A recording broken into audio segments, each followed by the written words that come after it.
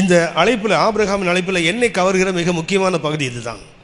என்ன விசேஷம் அப்படின்னா, it was direct, it was visible, it is audible. 3 காரியங்கள் அழைப்பில் கண்டிப்பாக இருக்கணும். நான் இதை தொடர்ந்து உங்களோடு பேச விரும்புகிறேன். அப்போஸ்தலர் 10ஆம் அதிகாரம் 34, 35 வசனங்களை வாசிங்க.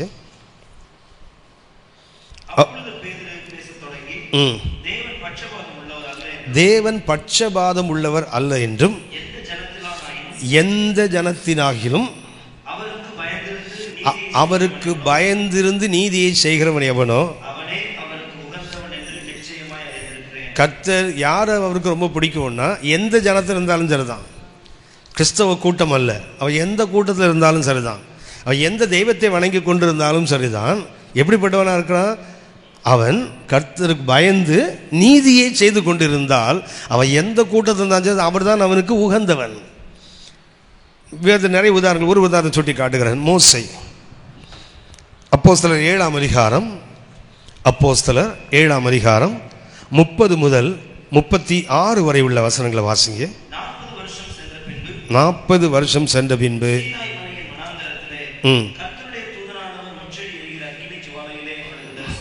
அவனுக்கு தரிசனமானார்.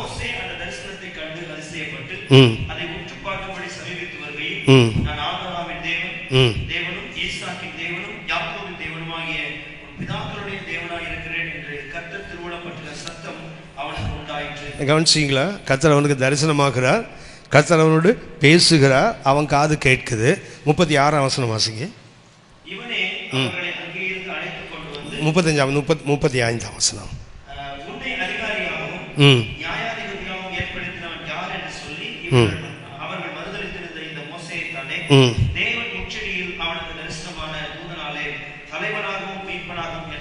அப்போ தேவனுடைய அழைப்பு பார்த்தீங்கன்னா மறுபடியும் இந்த 3 வார்த்தை இருக்கும். மோசேயின் அழைப்பில் என்ன இருக்குது? It was direct, it is visible and it is audible.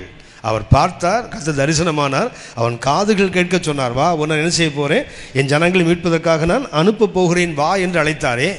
அழைப்பில் இந்த 3 வார்த்தைகளும் முக்கியமாக இருந்தால், நிச்சயமாக இருந்தால், ஒரு நாளும் உங்கள் அழைப்பில் சந்தேகமே வராது.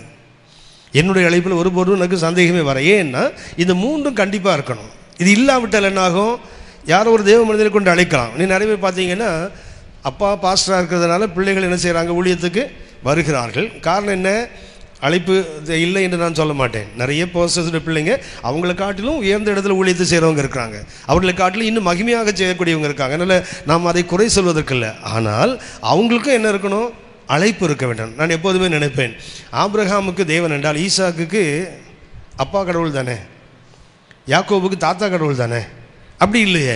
ஆபிரகாமுக்கு தேவன் என்றால் ஈசாக்குக்கு தேவன், யாக்கோபுக்கும் தேவன். அப்படின்னா டைரக்ட் ரிலேஷன்ஷிப்.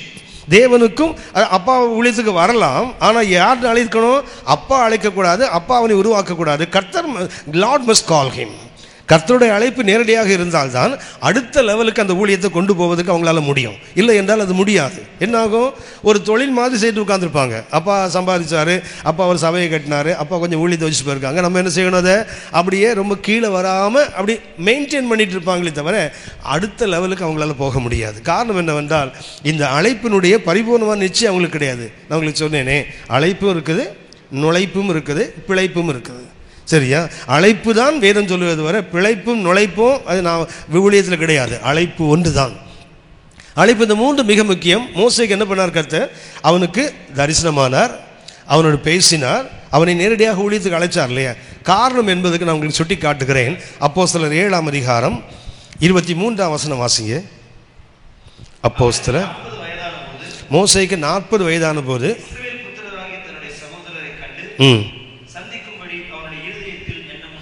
கவனிச்சிங்களா? கர்த்தர் ஏன் அவனை அழைக்கிறார் தெரியுங்களா? அவனுக்கு உள்ளேயே என்ன உண்டாகுது? இஸ்ரவேல் புத்திரர். அவன் எங்கே இருக்கிறான்? ராஜபோகத்தில் இருக்கிறான், அரண்மனையில் வாழ. 22ஆம் வசனத்தை பார்த்தீங்கன்னா, அவன் எவைகளெல்லாம் தேறினான் என்று போட்டிருக்கோம். சகல சாஸ்திரங்களிலும் கற்பிக்கப்பட்டு என்ன பண்ணிட்டா, இவன் உச்சக்கட்டத்தில் இருக்கிறான். இருக்கும்போது இவனுக்கு உள்ளத்தில் என்ன தோன்றுகிறது? என் சகோதரனை நான் பார்க்கணுமே. நெகேமியா அரண்மனையில் தான் இருக்கிறான், ஆனால் அவன் உள்ளே எங்கே இருக்குது? இடிந்து கிடக்கின்ற எருசலேமை குறித்து அக்கிறது இல்லை. என் பிதாக்களின் கல்லறைகள் இடிக்கப்பட்டிருக்கு, நகரம் சுட்டரிக்கப்பட்டிருக்கு. அந்த உணர்வு தான் மோசேட்டே இருக்குது. என்ன செய்கிறார்? கர்த்தர் அவனை உயர்ந்த இடத்துல வச்சிருக்கிறார். அவன் உள்ள மேலே தேடுகிறது, என் சகோதரன் எப்படி இருக்கிறான்? அவனை காண வேண்டும் என்று அவனுக்குள்ள ஒரு உள்ளம் தோன்றுது இல்லையா? 24ஆம் வசனம் வாசிங்க.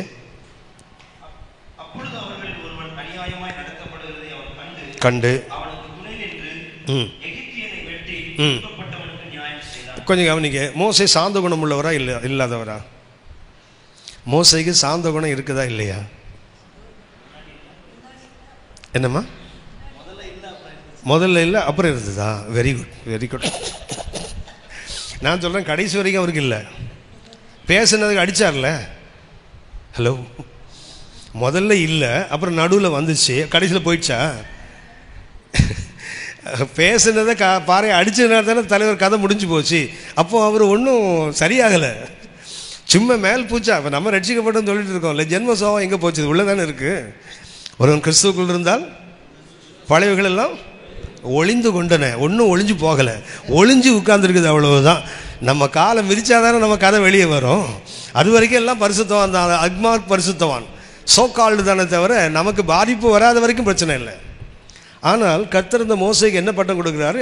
என்னாகும் 12:3 பார்த்தீங்கன்னா, பூமியில் உள்ள எல்லா மனுஷன்லையும் இவன் தான் சாந்த குணம் உள்ளவன் கர்த்தரே சொல்லிட்டார். அப்படின்னா சாந்த குணம் என்றால் என்ன அர்த்தம்? சண்டை போடாத ஆளுன்னு அர்த்தம் கிடையாது. சாந்த குணம் என்றால் நம்ம என்ன வச்சுருக்கிறோம்? கோபமாக பேசக்கூடாது, அப்படி பிடிச்சி வச்ச புளி மாதிரி உட்காந்துருக்கணும். எவன் காலை மிதிச்சாலும் எவன் தலை மிதிச்சாலும் என்ன பண்ணணும்? கம்முன்னு அப்படி சேத்தை மிதிக்கிற மாதிரி உட்காந்துருக்கணும். அதுதான் சாந்தம். சாந்தம் என்றால் என்ன? என்னங்க ஏதாவது சொல்லுங்களேன். சாந்தம்னா என்ன? இப்படி உட்காந்துருக்கீங்களா? அது மாதிரி இது இப்போ இது சாந்தம் இல்லை, திருன்னு முழிக்கிறது இல்லை. இது சாந்தம் கிடையாது, திருன்னு முழிக்கிறது இல்லை. சாந்தம் என்பதற்கு ஆங்கிலத்தில் பயன்படுத்துகிற வார்த்தை என்ன தெரியுங்களா? மீக்னஸ். மீக். சாந்தம் என்ன தெரியுங்களா? அதுக்கு பயன்படுத்துகிற ஆங்கில வார்த்தை என்ன? மீக்னஸ். இதுக்கு அடுத்த வார்த்தை என்ன தெரியுங்களா? மனத்தாழ்மை, ஜென்டில்னஸ்.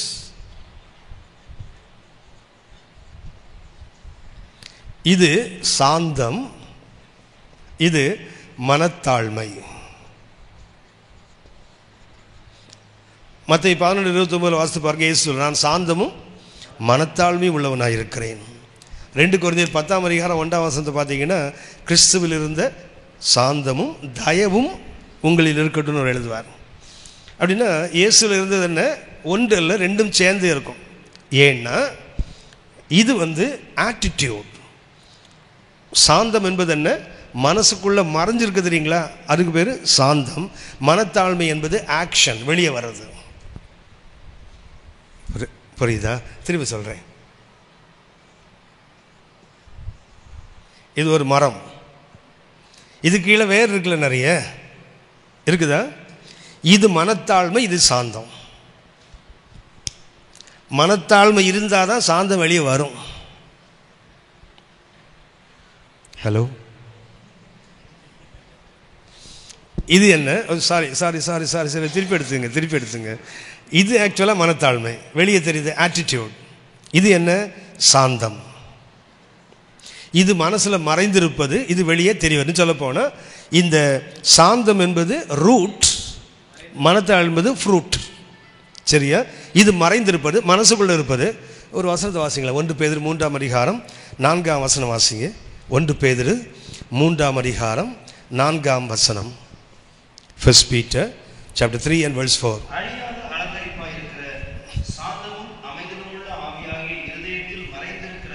அப்போ இந்த சாந்தம் என்பது என்ன? இருதயத்தில் மறைந்திருக்கிற குணம். மனத்தாழ்மை என்பது வெளியே தெரிகின்ற செயல்பாடு. சரியா? இதில் ஒரு வேற பக்கம் போயிடும். இதோடைய நிறுத்திக் கொள்கையில் 1 என்ன கவனிக்கணும்னு சொன்னால், மோசே சாந்த குணமுள்ளவன் போட்டிருக்கு இல்லையா? அவர் மனசுக்குள்ளே என்ன இருக்குது? சாந்தம் இருக்குது. ஆனால் வெளியே என்ன பண்ணுறாரு? வெட்டுறாரு, குத்துறாரு, அடிக்கிறாரு, எல்லாம் பண்ணுறாரு இல்லையா? நாம் இந்த சாந்தம் என்பதுக்கு ஆங்கிலத்தில் மீக்னஸ், கிரேக்க வார்த்தையில் ஒரு வார்த்தை பயன்படுத்துகிறாங்க, ப்ரௌட்டஸ். ப்ரௌட்டஸ் கிரேக்க மொழியில் பயன்படுத்துகிற வார்த்தை என்ன? ப்ரௌட்டஸ் என்றால் சாந்தம் என்பதுக்கு இந்த வார்த்தைக்கு பொருள் என்ன தெரியுங்களா? கோபப்பட வேண்டிய நேரத்தில் கோபப்படணும், கோபப்படக்கூடாத நேரத்தில் கோபப்படக்கூடாது. அதுக்கு பேர் தான் சாந்தம். சாந்தம் என்றால் கோபமே படாத ஆளுன்னு அர்த்தம் இல்லை. கோபப்பட வேண்டிய நேரத்தில் என்ன செய்யணும்? கோபப்படணும். கோபப்படக்கூடாத நேரத்தில் கோபப்படக்கூடாது. அப்போ அடுத்த கேள்வி என்ன வரும்? எப்போ வரணும்ல. அடுத்த கேள்வி என்ன? எப்போ கோபப்படக்கூடாது, எப்போ கோபப்படணும்? இந்த ப்ரௌடஸோட பொருள் என்ன தெரியுங்களா? எனக்கு காயங்கள் வரும்போது நான் கோபப்படக்கூடாது, பிறருக்கு காயங்கள் வரும்போது கோபப்படணும். அதுக்கு பேர் தான் சாந்தம். நம்ம திருப்பி செய்வோம், நமக்கு காயம் வந்து அடி காலி பண்ணுவோம், அடுத்தவனை போட்டு மிதித்தாலும் பார்த்துட்டு கண்டுக்காம போய் வெள்ளை சட்டை அழுக்க ஆகிடவே போயிட்டே இருப்போம். நம்ம சாந்தம் என்பது என்ன? கோபப்படாததல்ல. எனக்கு காயங்கள் வருது, எனக்கு மனக்காயங்கள் வருது, எனக்கு பாதிப்பு வருது பார்த்தீங்களா, அப்போது அமைதியாக இருக்கும் தெரியுங்களா, அதுக்கு பேர் சாந்தம். ஆனால் என்னுடைய அயலகத்தானுக்கு, என்னுடைய இன்னொரு மனிதனுக்கு காயங்கள் வரும், நான் பொங்கி எழுதும் தெரியுங்களா. அதனால தான் மோசைக்கு சாந்த குணம் என்று பேர் கொடுத்தார். அவன் யாருக்காக சண்டை போட்டான்? அவன் அரண்மனை சுகத்தில் தான் இருக்கிறான். அவன் யாருக்காக கோவப்படுகிறான்? தன்னுடைய சகோதரன் அடிக்கப்படுறானே, அதனால ஒன்றும் மோசைக்கு பாதிப்பு இல்லை. அவன் அடிபட்டா என்ன, செத்தா என்ன, மோசைக்கு என்ன நன்மை வந்தது? ஒரு தீமே இல்லை. ஆனால் என்ன பண்ணுறான்? அவனுக்காக போய் என்ன பண்ணுறான்? சண்டை போட்டு ஒரு எகிப்தியனை கொண்டு பொறைக்கிறான் தெரியுங்களா. அவனுக்காக அல்ல, அவன் வந்து ராஜரீகத்தில் உட்கார்ந்துருக்கிறான். சாந்தம் என்பது ஏன் கர்த்தர் தெரிந்து கொள்கிறாரு? கர்த்தர் சொன்ன இந்த 3 வார்த்தைகள் வாழ்க்கை அழைப்பில் நடந்தது. It was direct, it is audible, it is visible. ஏன்னு கேட்டால் அவன்கிட்ட என்ன இருக்குது? சாந்த குணம் இருக்குது. ஒன்று, அவன் மனசுக்குள்ள என்ன இருந்தது? தேவனை குறித்த ஒரு வைராக்கியம் இருந்தது. அதாவது போகணும்னு முடிவு பண்ணான்.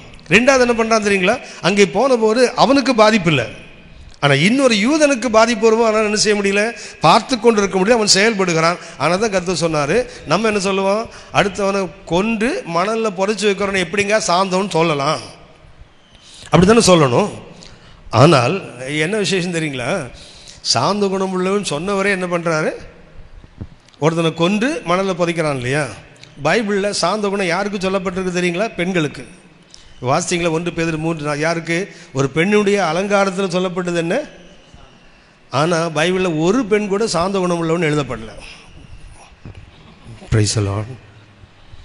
ஒரு பெண்ணை கூட அவ யாருன்னு போடலை. இன்னும் சொல்ல போனால் நீதிமொழிகள் 31ஆம் அதிகாரத்தில் 10லேருந்து 27 வரைக்கும் பார்த்தீங்கன்னா ஒரு குணசாலியான பெண் இருக்காங்க இல்லையா, 34 வெர்ச்சுஸ், 34 நற்குணங்கள் அவள்கிட்ட இருக்குது.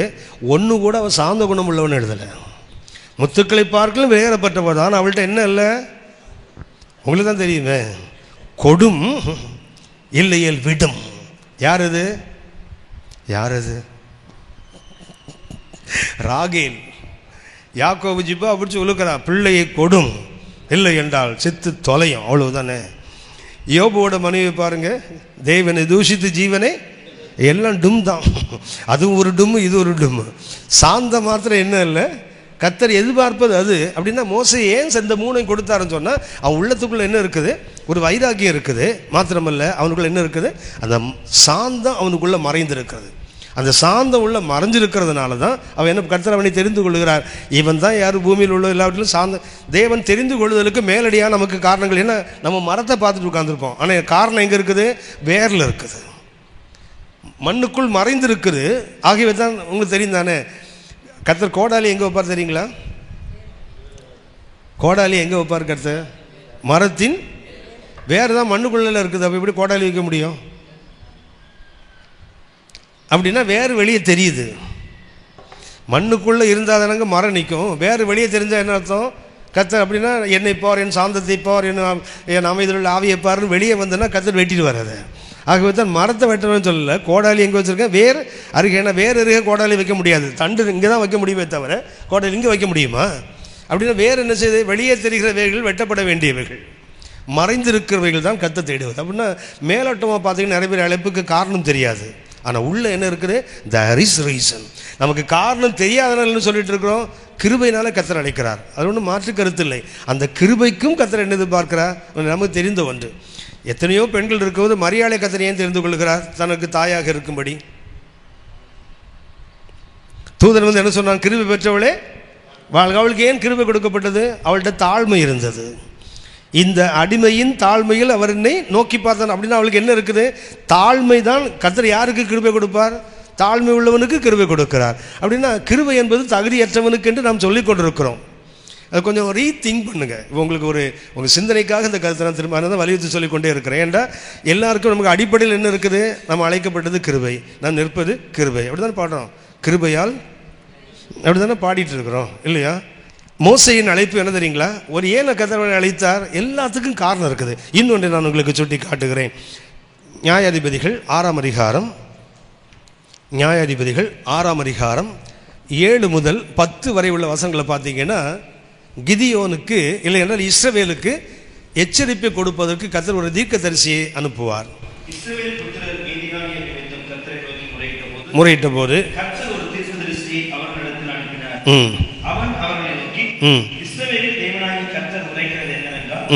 நான் உங்களை வீட்டிலிருந்து வரவும் அடிமைத்தன வீட்டிலிருந்து புறப்படவும் எகிப்தியர் கையிலும் உங்களை ஒடுக்கின யாருடைய கையிலும் உங்களை ரட்சித்து அவர்களை உங்களுக்கு முன்பாக துரத்தி அவர்கள் தேசத்தை உங்களுக்கு கொடுத்து நான் உங்கள் தேவனாகிய கர்த்தர் என்றும் நீங்கள் குடியிருக்கும் அவர்கள் தேசத்தினுடைய எமோரியருடைய தேவர்களுக்கு பயப்படாதீர்கள் என்றும் சொன்னேன்.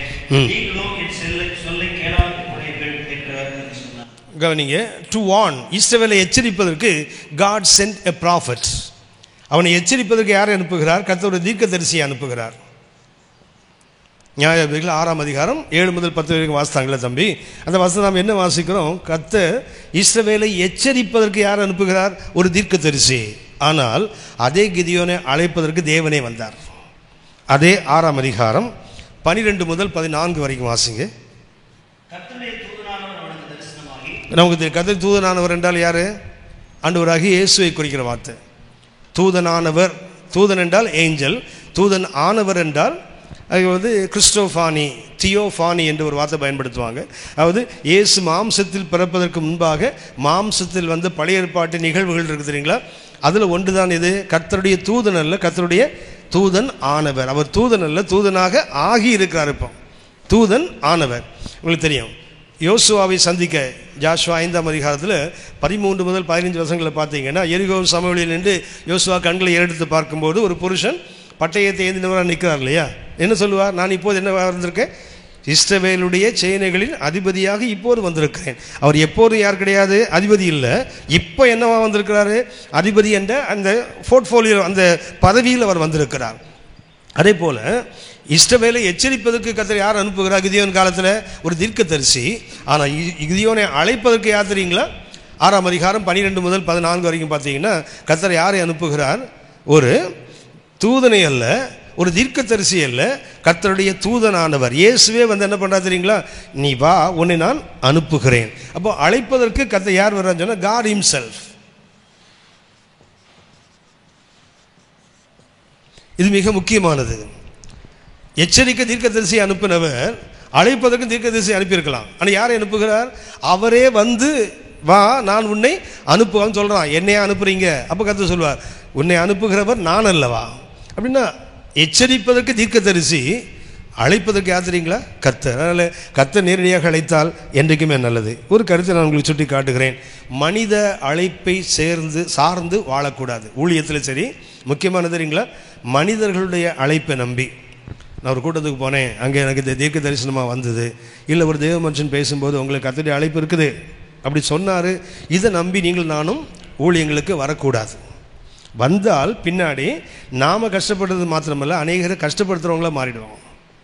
இது மிக மிக முக்கியம். ஆபிரகாமுடைய அழைப்பில் கற்றுக்கொள்ள மிக முக்கியமான ஒன்று. ஒரு கருத்தை நான் சுட்டி காட்டுகிறேன். 1 ராஜாக்கள் 19:19 வாசிங்க. அப்படி நீங்கள் கேட்பீங்க, மனிதனை கொண்டு கர்த்தர் அழைக்க மாட்டாரா? தேவன் தான் அழைப்பார். நான் பேசிகிட்டே இருக்கிறேன். அழைப்புன்னு 3 பகுதி என்ன? Visible, audible, direct. அப்படின்னா தேவ மனிதர்களை கொண்டு கர்த்தர் அழைக்க மாட்டாரா? அழைக்கிறார்.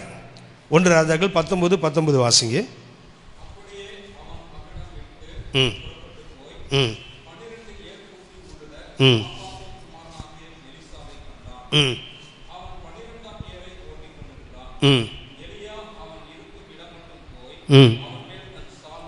நமக்கு தெரியும், எலிசாவை அழைப்பதற்கு கர்த்தரால் பயன்படுத்தப்பட்டவர்.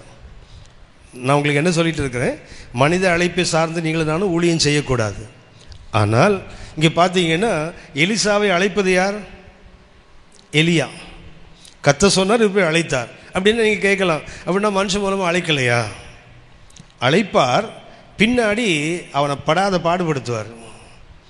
2 ராஜாக்கள் 2ஆம் அதிகாரம் 2ஆம் வசனத்தை பார்த்தீங்கன்னா, எங்கே இரு? கில்காலிலே இரு, கர்த்தர் என்னை பெத்தேலுக்கு போக சொல்லுகிறார். எவ்வளோ சொல்கிறார்? உன்னை விட மாட்டேன். பெத்தேலுக்கு போனான்னு சொல்கிறார். கர்த்தர் என்னை எங்கே போக சொன்னார்? எரிகோவுக்கு போக சொன்னார். எரிகோவுக்கு போனால் வாசிங்களேன், 2ஆம் வசனம் வாசிங்க. 2 ராஜாக்கள் 2:2.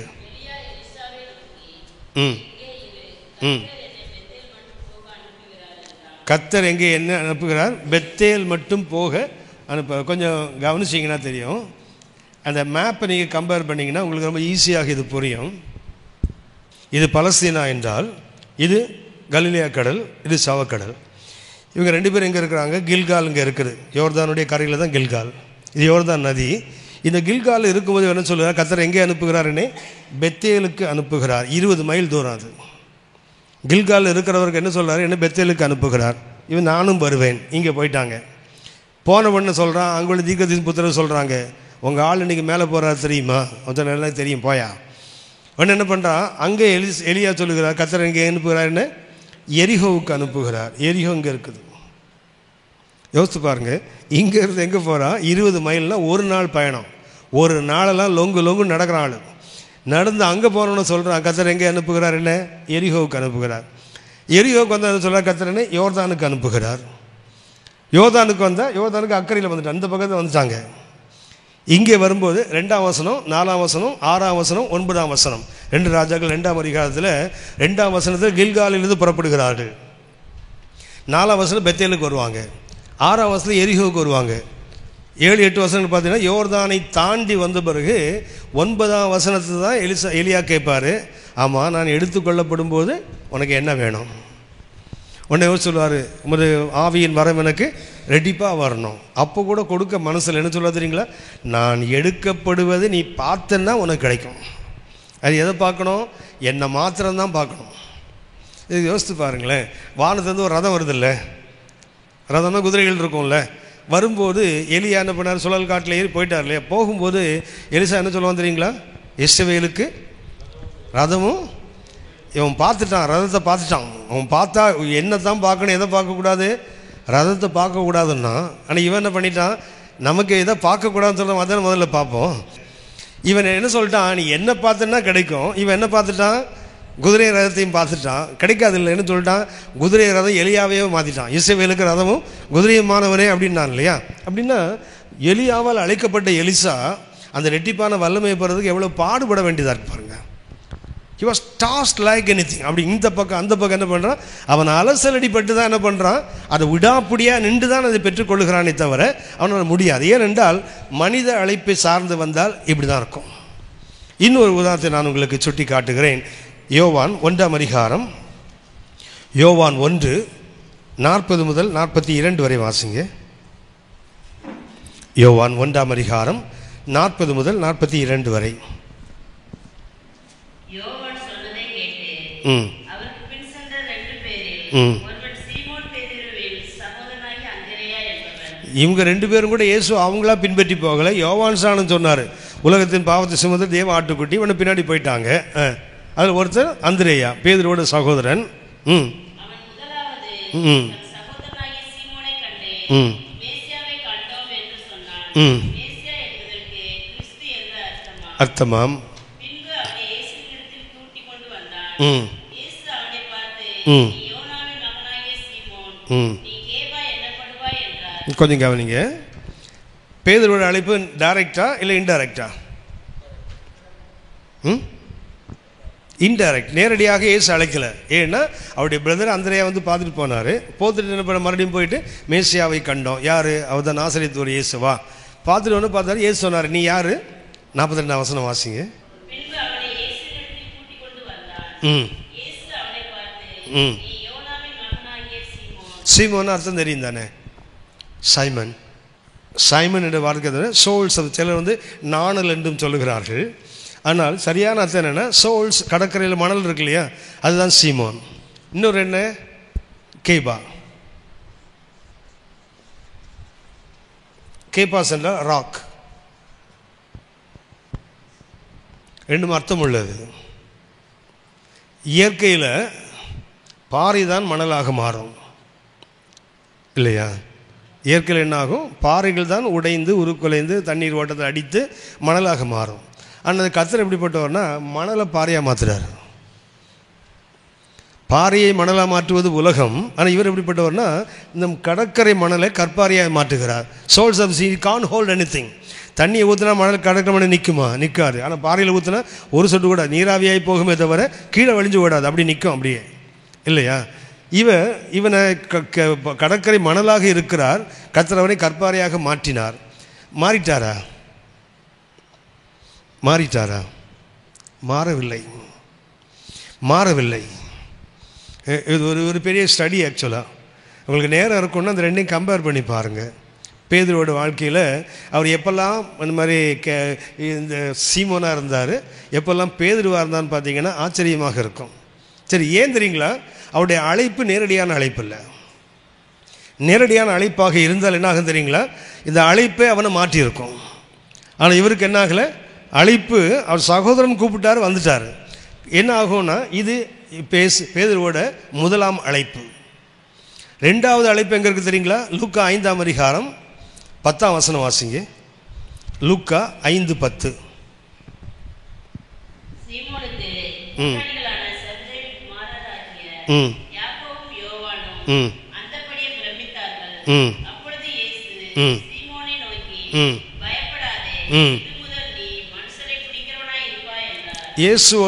இயேசு பேதுருவை அழைத்த ரெண்டாவது அழைப்பு அது.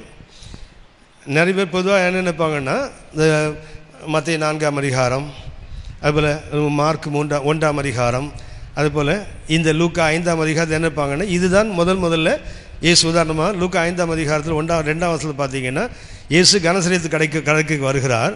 திரளான மக்கள் கூடி வர்றாங்க. அவங்கள்ட்ட பேசுவதற்கு என்ன பண்ணுறாரு? ஒரு படகை கண்டு அதில் ஏறி உட்கார்ந்தாருன்னு போட்டிருக்கு இல்லையா?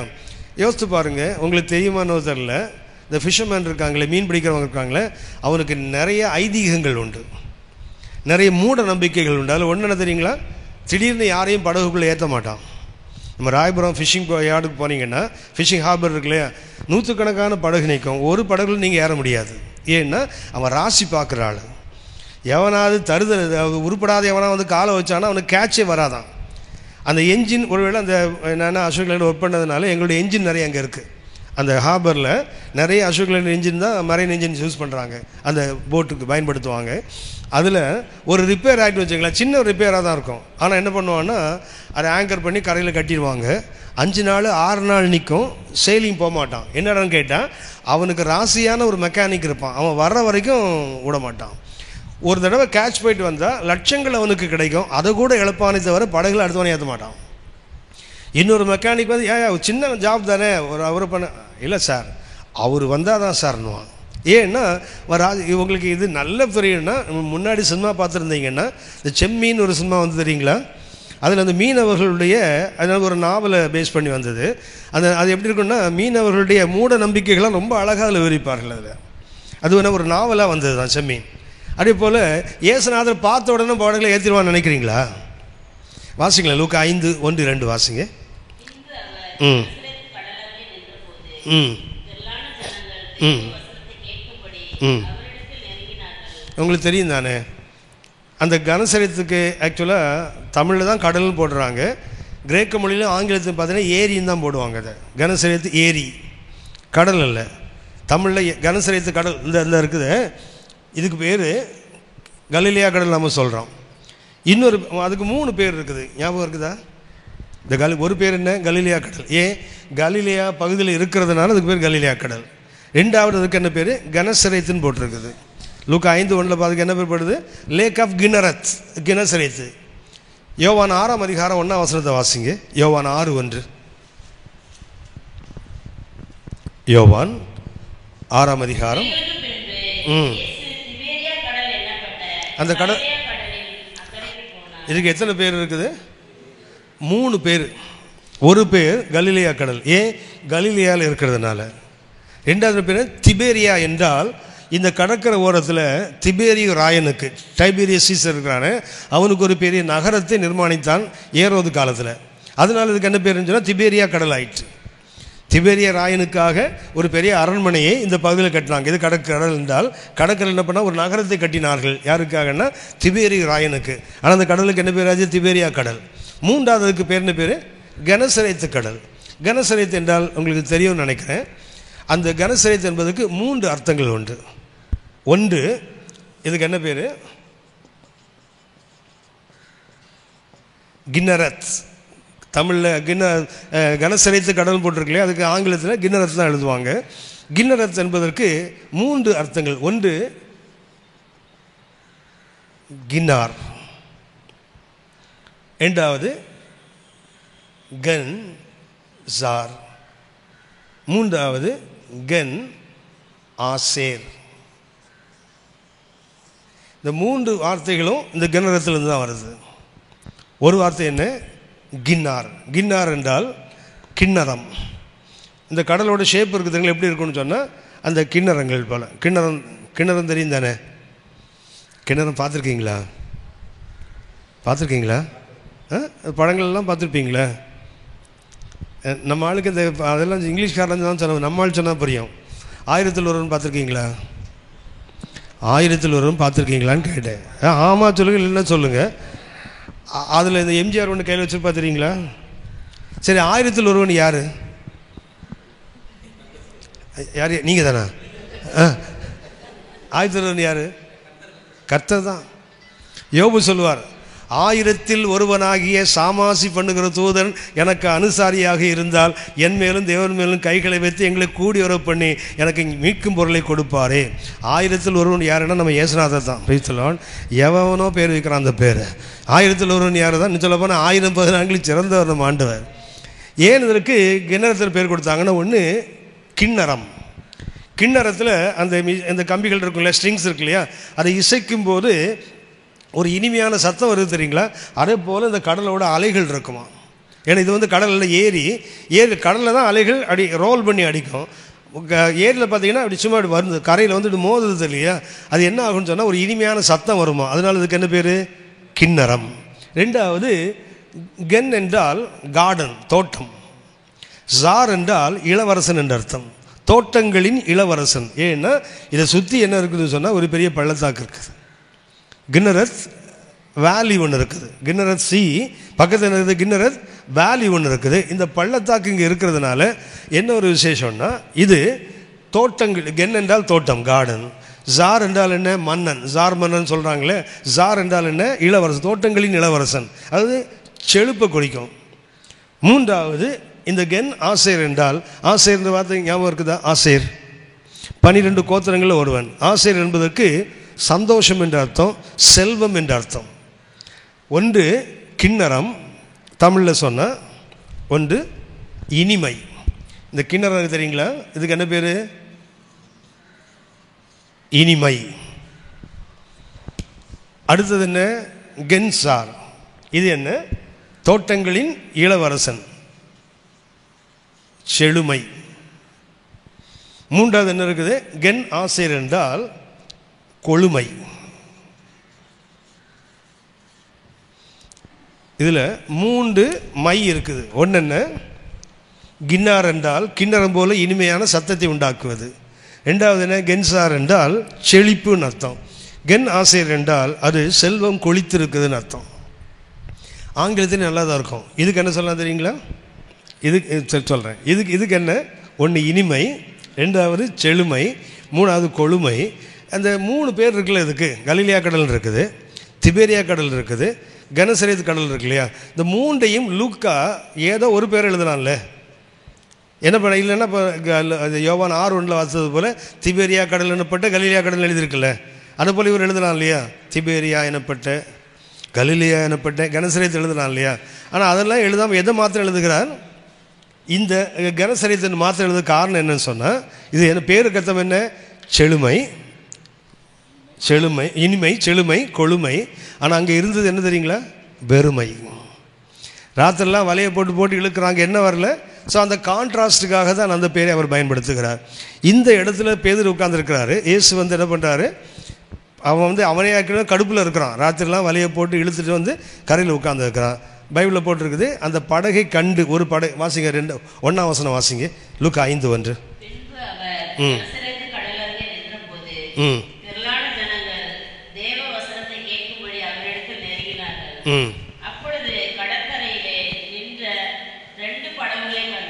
எத்தனை படகு இருந்ததாங்க? ஆனால் வரலாற்றுப்படி பார்த்தீங்கன்னா அங்கே 2 இருக்காது, மோர் தென் 400.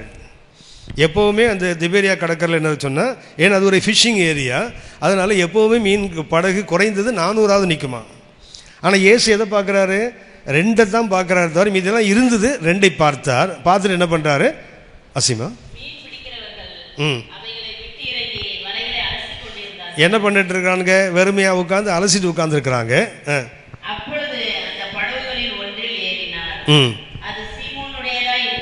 அவன் படகை அப்ஜெக்ட் பண்ணணுமா வேண்டாமா? பெர்மிஷன் கூட கேட்டார்னு போடல. என்ன பண்ணாரு? ஏறி உட்கார்ந்தான்னு போட்டிருக்கல. ஏன் எப்படி பேதுரு அவரை அனுமதித்தான்? எப்படி பேதுரு அவரை அனுமதித்தான்? சும்மா போனார், ஜனங்கள் கூடி வராங்க, போய் ஒரு படகுல ஏறி உட்கார்ந்துருக்கார் இல்லையா? எப்படி அவரை அனுமதித்தார்னா, ஏற்கனவே யோவான் 1 அதிகாரம் இருக்குது, அது ஃபர்ஸ்ட் கால். ஏற்கனவே அறிமுகம் ஆகி என்ன பண்ணிட்டாங்கன்னா மறுபடியும் மீன் பிடிக்க போயிட்டாங்க. 2வது லூக்கா 5ஆம் அதிகாரம் 1 10 வரைக்கும் என்ன தெரியுங்களா? பேதுருவோட 2வது அழைப்பு. அதனால தான் பேதுரு என்ன பண்ணல, அவர் சொல்கிறார் தெரியுங்களா, ஆழத்தில் கொண்டு போகணுன்னு சொல்கிறான். ராத்திரிலாம் வலையை போட்டோம், ஒன்றும் கிடைக்கல. ஆகிலும் சொல்வதற்கு காரணம் என்ன தெரியுங்களா? ஏற்கனவே அறிமுகமானவன், படகுகளை ஏற்றிக்கொள்வதற்கும் காரணம் அறிமுகமானவன். அவர் சொன்னோன்னு கீழ்ப்படிய மாட்டான். ராத்திரிலாம் வலையை போட்டோம். இன்னும் சொல்ல போனால் இயேசுநாதருக்கு தொழில் என்ன? இயேசுநாதர் என்ன ட்ரேட் அவருக்கு? கார்பெண்டர். மார்க்க 6:3 வாசிக்கவன் தச்சன் அல்லவா? பேதுரு யார்? ஃபிஷர்மேன். யோசித்து பாருங்க, ராத்திரிலாம் வலையை போட்டு மீன் கிடைக்கல, யாருக்கு? ஃபிஷர்மேனு கிடைக்கல. இப்போ ஒரு கார்பெண்டர் சொல்கிறாரு, உள்ளே போய் வலையை போட்டுனா போட்டுருவானா? உனக்கு என்னடா தெரியும் உனக்கு மீன் பிடிக்கிறத பற்றி? நான் மீன் பிடிக்கிறவன், நீ கார்பெண்டர், உனக்கு என்ன அப்படி தானே கேட்கணும். கேட்கல. காரணம் என்னவென்றால் ஏற்கனவே இவங்க அறிமுகமானவர்கள். ஒன்று கவனிங்க, மனிதர் மூலமாக பேதுரு அழைக்கப்பட்டதுனால என்ன தெரியுங்களா? முதல் அழைப்பு போய் இப்போ 2வது அழைப்பில் வந்து நிற்கிறாரு. 2வது அழைப்பில் கூட அவங்க முழுசாக இல்லை. யோவான் 21ஆம் அதிகாரம், யோவான் 21ஆம் அதிகாரம் 15 முதல் 17 வரை வாசிங்க. அவர்கள் போஜனம் பண்ணின பின்பு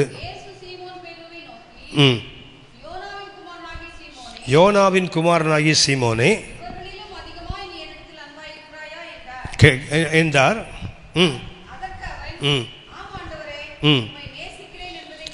ஆம் ஆண்டவரே, உம்மை நேசிக்கிறேன். இதனுடைய அர்த்தம் தெரியும் தானே உங்களுக்கு? இயேசு என்ன கேட்குறாரு? இவர்கள் எல்லாரிலும் அதிகமாக நீ அன்பாக இருக்கிறாயா? பேதுரு என்ன சொல்கிறார்? ஆம் ஆண்டவர், உம்மை நான். வித்தியாசம் தெரியும் தானே? வழக்கமாக நம்ம பிரசங்க சொல்கிறது என்னென்னா, 3 முறை இயேசு கேட்பார் அந்த கேள்வியை. 3 முறையும் ஆம் ஆம். எதுக்காக சொல்லுவாங்கன்னா, 3 முறை பேதுரு மறுதளித்தார். அதனால 3 முறை இயேசுநாதர் இம்போசிஷன் எழுத வைக்கிறார். சரியா? அப்படி தானே பிரசங்கம் பண்ணுறாங்க. 3 முறை மறுதளித்தாலும் 3 முறை என்ன செய்யணும்? அதை ரிவோக் பண்ணணும், திரும்பி வாங்கணும்ல. அது அர்த்தம் இல்லை, உங்களுக்கு தெரியும்னு நினைக்கிறேன். அந்த வசனத்தை கூர்ந்து கவனிச்சிங்கன்னா 3 படிகள் இருக்குது. அதில் 15ஆம் வசனம் வாசிங்க முதல்ல. நோக்கி யோனாவின் குமாரனாகிய சீமோனே. இயேசு கேட்ட முதல் கேள்வி என்ன தெரியுங்களா? இவர்கள் எல்லாரிலும். அங்கே எத்தனை பேர்? 7 பேர் நிற்கிறாங்க. கடற்கரையில் எத்தனை பேர் நிற்கிறாங்க? 7 பேர் நிற்கிறாங்க. 7ல் இயேசுவனை பார்த்துக்க, இந்த 6 பேரை காட்டிலும் என்னிடத்தில் அதிகமான அன்பாக இருக்கிறாயா? பேதுரு என்ன பதில் சொல்றாரு? ஆம் ஆண்டவரே, உம்மை நேசிக்கிறேன். உடனே இயேசு என்ன சொல்லுவார்? என் ஆட்டு. சரி, அடுத்த வசனம்.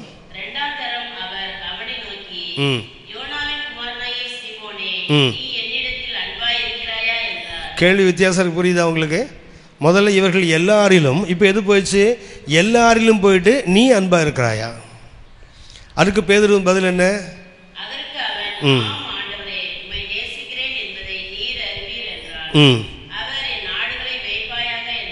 மூணாவது திரும்பி கேட்கிறா பாருங்க.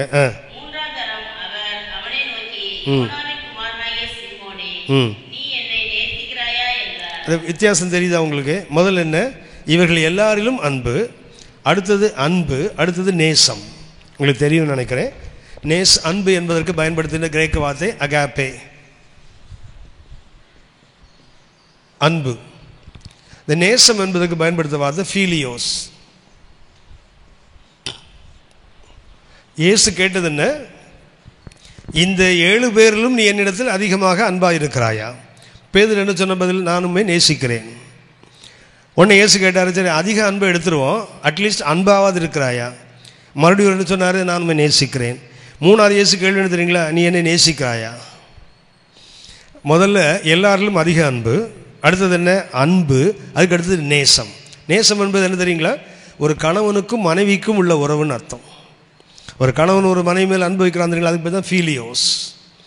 ஆனால் அகாப்பே என்பது தேவனுக்கும் ஒரு மனிதன் தேவன் மேல் வைக்க வேண்டிய அன்பு, அதாவது தன்னலமற்ற தெய்வீகமான தியாகமானதுக்கு பேர் தான் அன்பு. இது என்ன தெரியுங்களா? Give and take. நான் சம்பாதிச்சு போடுறேன், நீ உட்காந்து சமையல் பண்ணி போடு வீட்டில். நான் குடும்பத்தை பராமரிக்க, நீ என்ன பண்ணி பிள்ளைகளை வளர்த்து கொடுக்கணும். அப்போ என்ன பண்ணாதீங்களா?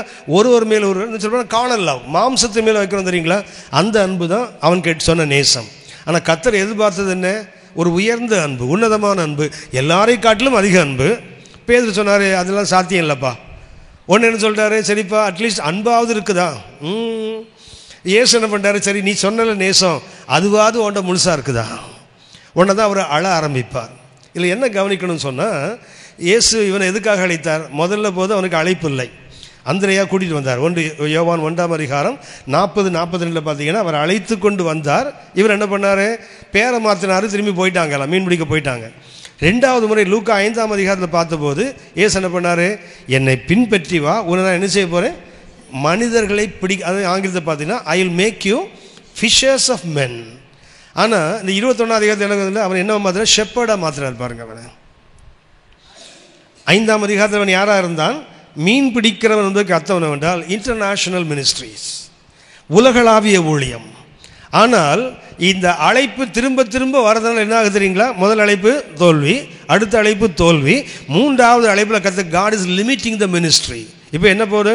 ஒரு மேய்ப்பனா அங்கே ஒரு இடத்துல உட்கார்ந்து ஊழியம். முதல்ல என்ன இருந்தது? யூனிவர்சல் மினிஸ்ட்ரி, முழு உலகத்துக்கும் போகலாம். என்ன பண்ணும்? I will make you fishers of மென்.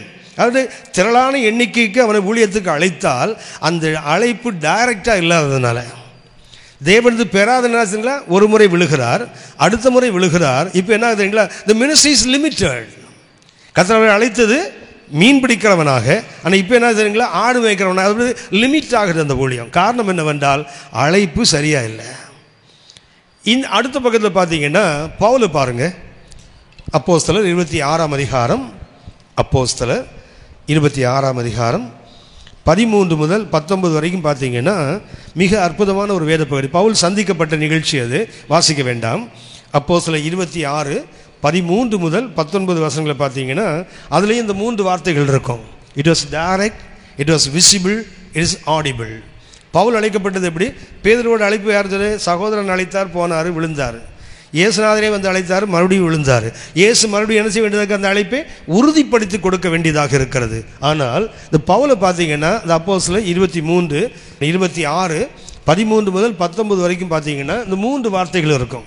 கர்த்தர் நேரடியாக அவருக்கு தரிசனமாவார், அவன் காதுகள் கேட்க கர்த்தர் பேசுகிறார், அவன் கண்கள் அவரை காண்கிறது.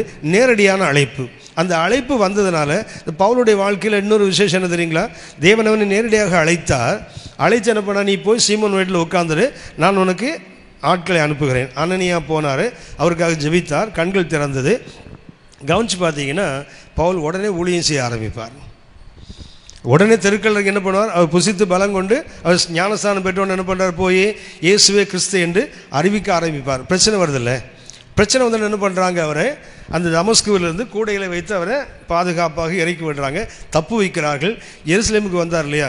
எருசலேமுக்கு வந்தபோது சீஷர்கள் அவரை நம்பவில்லை. சீஷர்கள் அவர் என்ன பண்ணலை? ஏன்னா தமஸ்குவில் சபையை பாழாக்கி கொண்டிருந்தோம், இங்கே வந்து சபையை பிரசங்கிக்கிறான்னா இவங்களால் ஏற்றுக்கொள்ள முடியவில்லை. 9ஆம் அதிகாரம், அப்போஸ்தலர் 9ஆம் அதிகாரம் 27ஆம் வசனம் வாசிங்க.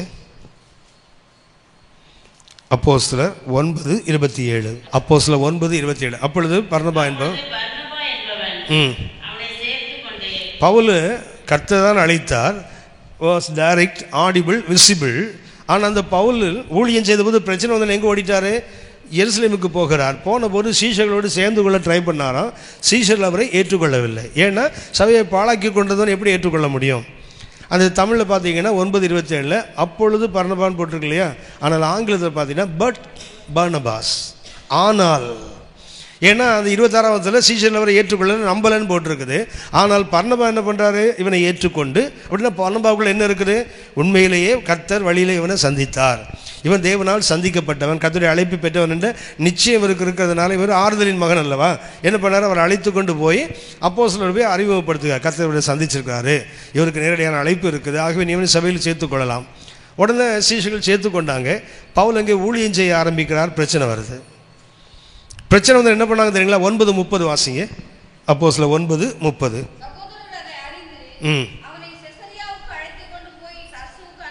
எங்கே அனுப்பிட்டாங்க பாருங்க. நேரடியாக அழைப்பு பெற்ற ஒரு தேவ மனிதன் ஒரு மனிதனுடைய உதவியினால சபைக்குள்ளே போகும்போது நேரடியான அழைப்பு பெற்றவர் தான் பவுல்.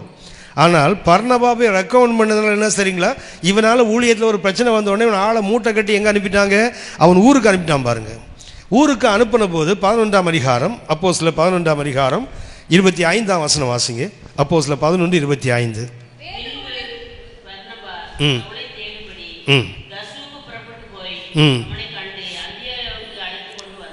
முதல்ல எருசலேமுக்கு வந்தபோது அவனை ஊழியன் என்று ஏற்றுக்கொண்டது யாரு? பர்னபா. எருசலேமில் உள்ள சீஷர்கள் அவனை திரும்ப அனுப்பின போதும் இவனுக்கு ஒரு ஊழியம் செய்ய வாய்ப்பு கிடைச்சுன்னா மறுபடியும் என்ன செய்கிறான்? புறப்பட்டு போய் அவனை அழைத்து கொண்டு வருகிறான். அழைத்து கொண்டு வந்தார்கள். அப்படின்னா பர்னபா நல்ல மனுஷன் தானே. பர்னபா பற்றி பைபிளில் போட்டிருக்குது ஆறுதலின் மகன்.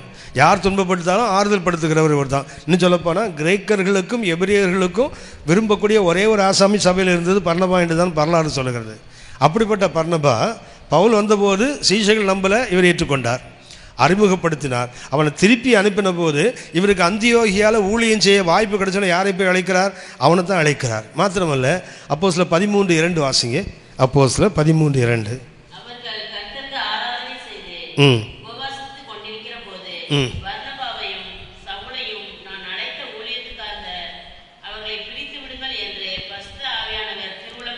ஸோ ஆவியானவரே 2 பேரையும் கூப்பிடுறாங்க. நல்ல கவனிச்சிங்கன்னா, பவுலை முதல்ல சபையில் ஏற்றுக்கொண்டவர் பர்னபா. இவர் தான் கர்த்தரால் சந்திக்கப்பட்டு அறிமுகப்படுத்தினவர் பர்னபா. சபையார் திருப்பி அனுப்பின போது அவனை திருப்பி தர்ஷீஸ் போய் தேடி அவனை ஊழியத்தை கொண்டு வந்து இவர் தான். 1 வருஷம் 2 பேரும் அந்தியோகியால் இருந்து தான் கிறிஸ்தவன் என்ற பேரே வந்தது. மறுபடியும் அந்தியோகியா சபையில் இவங்க ஜெபம் பண்ணி கொண்டிருக்கும்போது ஆவியான திருவுளம் பெற்றுகிறார். இவங்க 2 பேரும் ஊழியத்துக்கு 5 பேர் ஜெபிக்கும் போது 2 பேரை மாத்திரம் பிரித்து அனுப்புகிறார். இதெல்லாம் சரிதானே? அப்போஸ்தலர் 15 சொல்ல போனால் 13ஆம் அதிகாரத்தில் ஆரம்பித்து 14ஆம் அதிகாரம் முடிகிற வரைக்கும் என்ன நடந்தது தெரியுங்களா? முதலாவது நற்செய்தி பயணம்.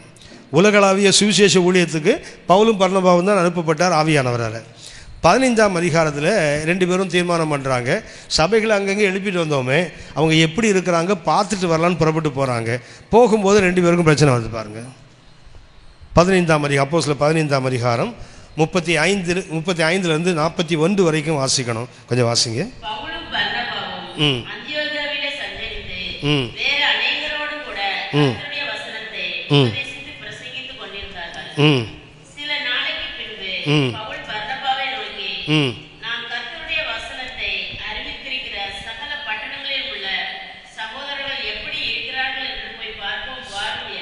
வாரும் என்றார்.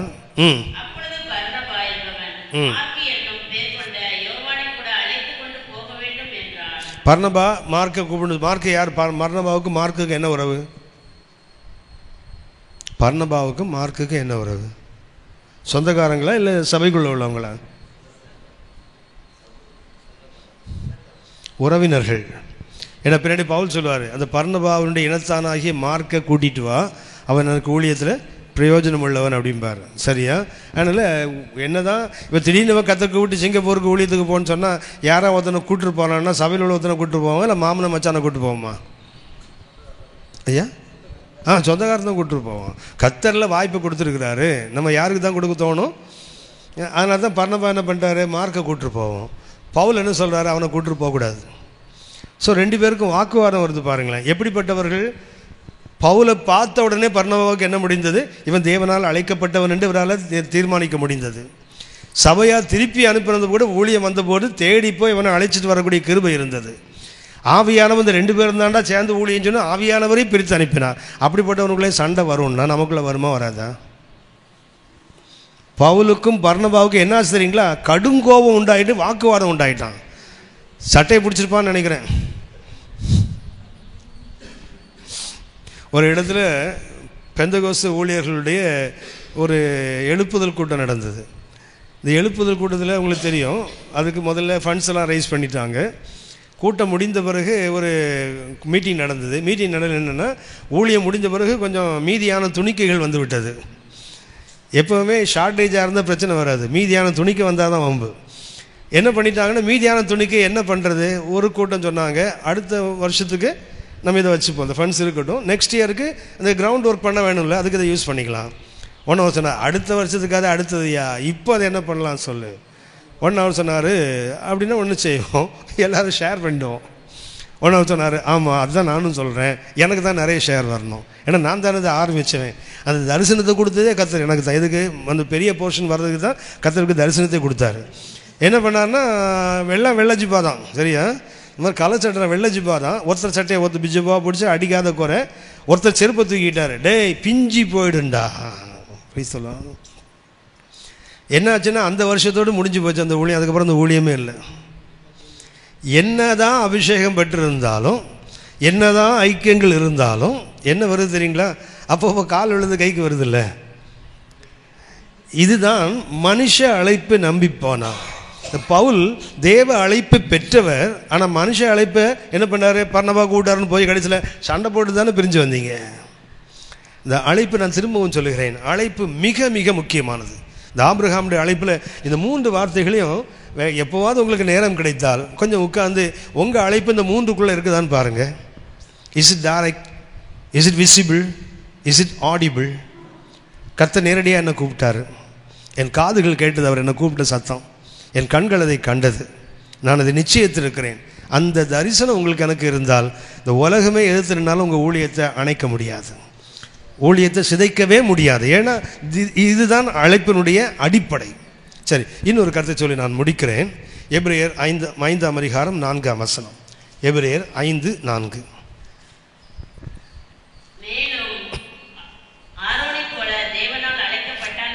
மேலும் ஆரோனைப் போல தேவனால் அழைக்கப்பட்டால் ஒழிய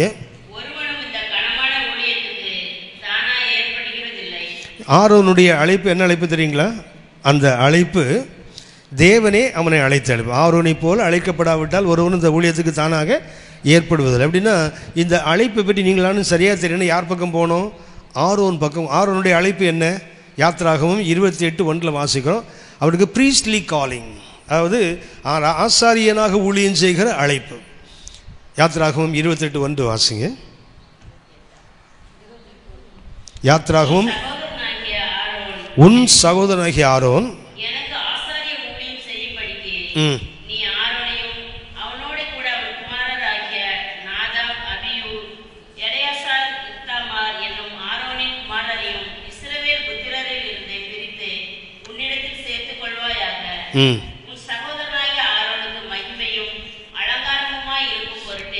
ஆரோனுடைய அழைப்பு என்ன அழைப்பு? ஆசாரிய அழைப்பு. இந்த அழைப்பு மாத்திரமல்ல, அந்த அழைப்பு நித்தியமாக அவனுக்கு கொடுக்கப்பட்டது. 1 நாளாகமும் 23ஆம் அதிகாரம் 13ஆம் வசனம் வாசிங்க. 1 நாளாகமும் 23:13. 1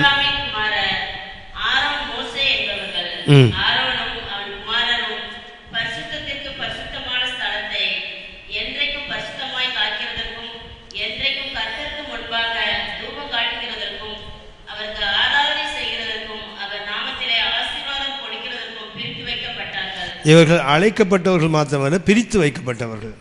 ரொம்ப அற்புதமான ஊழியத்தினுடைய தன்மை. ஆரோனுடைய குமாரன் என்ன செய்யணுமா? பரிசுத்தத்துக்கு பரிசுத்தத்தை அவர்கள் காக்க வேண்டும். 2வது கர்த்தருக்கு தூபம் காட்ட வேண்டும். 3வது கர்த்தருக்கு ஆராதனை செலுத்த வேண்டும். 4வது மிக முக்கியமானது, கர்த்தருடைய நாமத்தினால் ஜனங்களை ஆசீர்வதிக்கணும். இதற்காக அவர்கள் பிரித்து வைக்கப்பட்டவர்கள். இவனுடைய அழைப்பு மிக விசேஷமானது. ஆனால் அதில் சில கருத்துக்களை கவனிக்கணும். 1, யாத்திராகமம் 4:14 வாசிங்க. யாத்திராகமம் 4ஆம் அதிகாரம் 14ஆம் வசனம்.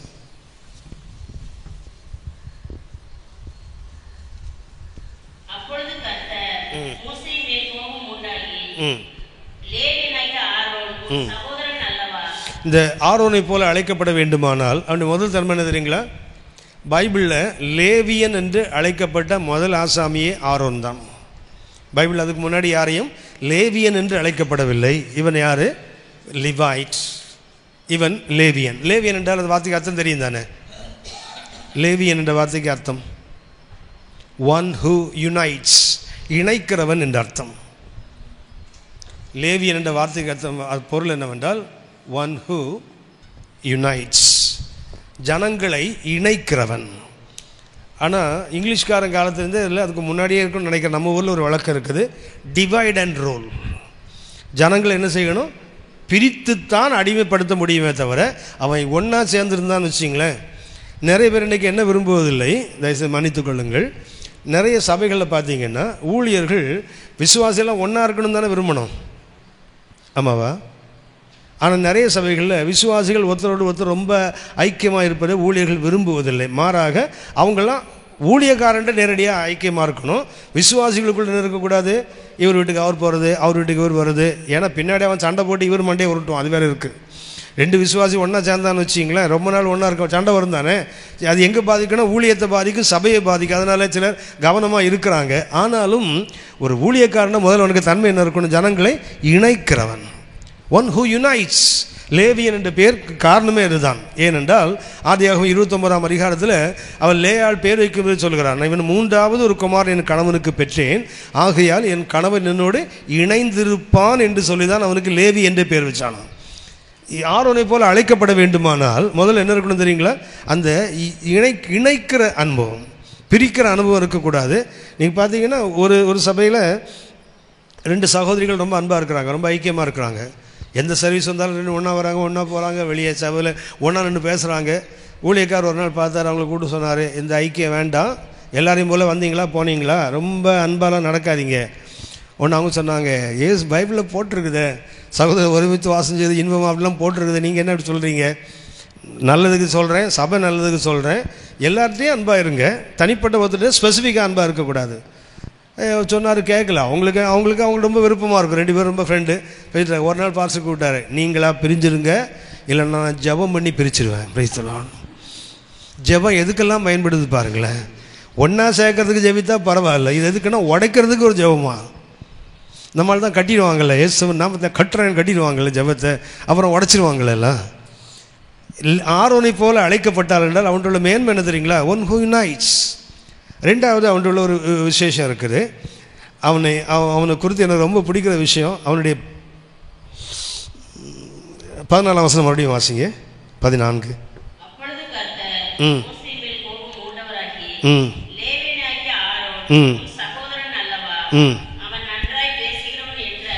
போதுமா? 2வது ஒரு யாரு? Speaks well.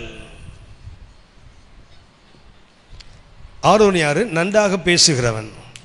கொஞ்சம் யோசித்து பார்த்தீங்கன்னா தெரியும். ஆரோன் எங்கே இருக்கிறான்னா எகிப்தில் அடிமை நாட்டுக்குள்ளே இருக்கிறான். மோசே தான் அங்கேருந்து மீதியானுக்கு வந்துட்டான். கர்த்தர் மீதியானில் தான் பேசிகிட்டு இருக்கார். இவன் அந்த ஓரே பருவம் தான் பேசிகிட்டு இருக்கிறார். இவன் பேசும்போது என்ன சொல்கிறார்? கர்த்தர் நீ ஊழியத்துக்கு போ. இவன் சொல்கிறான் வேறு யாராவது அனுப்புங்க. அப்போது ஒரு கர்த்தர் சொல்லுகிறார், லேவியனாகிய உன் சகோதரன் ஆரோன் இருக்கிறானே, அவன் யார்? நன்றாய் பேசுகிறவன் என்று நான் அறிந்திருக்கிறேன். கவனிச்சிங்கன்னா கர்த்தர் அவனை ஊழியத்துக்கு அழைக்கல. அவன் இன்னும் ஊழியம் கொடுக்கப்படலை. எங்கே இருக்கிறான்? அடிமை நாட்டில் அடிமைகளோடு செங்கல் சோலையில் உட்கார்ந்துருக்கிறான். அங்கே உட்கார்ந்து அவன் அடிமையாக இருக்கிறான். அடிமையாக இருக்கிறவன் பற்றி கர்த்தர் என்ன சொல்கிறாரு? He speaks well. அப்படின்னா கர்த்தர் அழைத்த பிறகு பேசுறதில்ல. கர்த்தர் அழைக்கிறதுக்கு முன்னாடி எதை பற்றி பேசிட்டு இருக்கணும்? அடிமைகளுக்குள்ளே வளர்ந்துட்டு இருக்கிறான். அடிமைகளுக்கு என்ன இருக்குது? ஆளோட்டிகளை வந்து துன்பப்படுகிறார்கள். இவன் அடிக்கிறான், அழுகிறான், கூப்பாடு போடுறான். இது எங்கே வரைக்கும் போகுது? பரலோகம் வரைக்கும் போகுதில்லை. அவன் கூட இருக்கிற ஆரோனுக்கு கேட்குமா? அவனும் தானே அடிபடுற ஆள். அடிபடும் போது அவன் என்ன சொல்லியிருப்பான் சொல்லுங்கள்? என்ன பேசியிருப்பான்? என்ன பண்ணுறான்னா, அடிக்கப்படும் போது அழும்போது சொல்லுவான், டேய் நம்ம அழுக ரொம்ப நாளைக்கு இல்லை, கர்த்தர் நம்ம முற்பிதாக்களுக்கு வாக்குத்தத்தம் பண்ணியிருக்கிறாரு. என்ன வரும்? 400 வருஷம் ஒரு சந்ததியாக அந்த தேசத்தை நினச்சிவாங்க, துன்பத்தை அனுபவிப்பாங்க. ஆனால் என்ன செய்வாங்க? நான் அவர்களை மறுபடியும் வீட்டுக்கு கொண்டு வருவேன்னு சொல்லியிருக்கார் இல்லையா? இவன் எதை பேசியிருப்பான் தெரியுங்களா? அடிமைகளாக இருக்கும் போதே, அடிபடும் போதே அவன் என்ன பண்ணுறான்? ஒரு மகிமை நம்பிக்கையை பற்றி பேசிகிட்டு இருக்கிறான். இதை கர்த்தர் கவனித்து பார்க்கிறார். பரவாயில்லடா, நம்ம வேலையே கொடுக்கல, ஆனால் அந்த பையன் நம்ம பற்றி சூப்பராக பேசுகிறானே.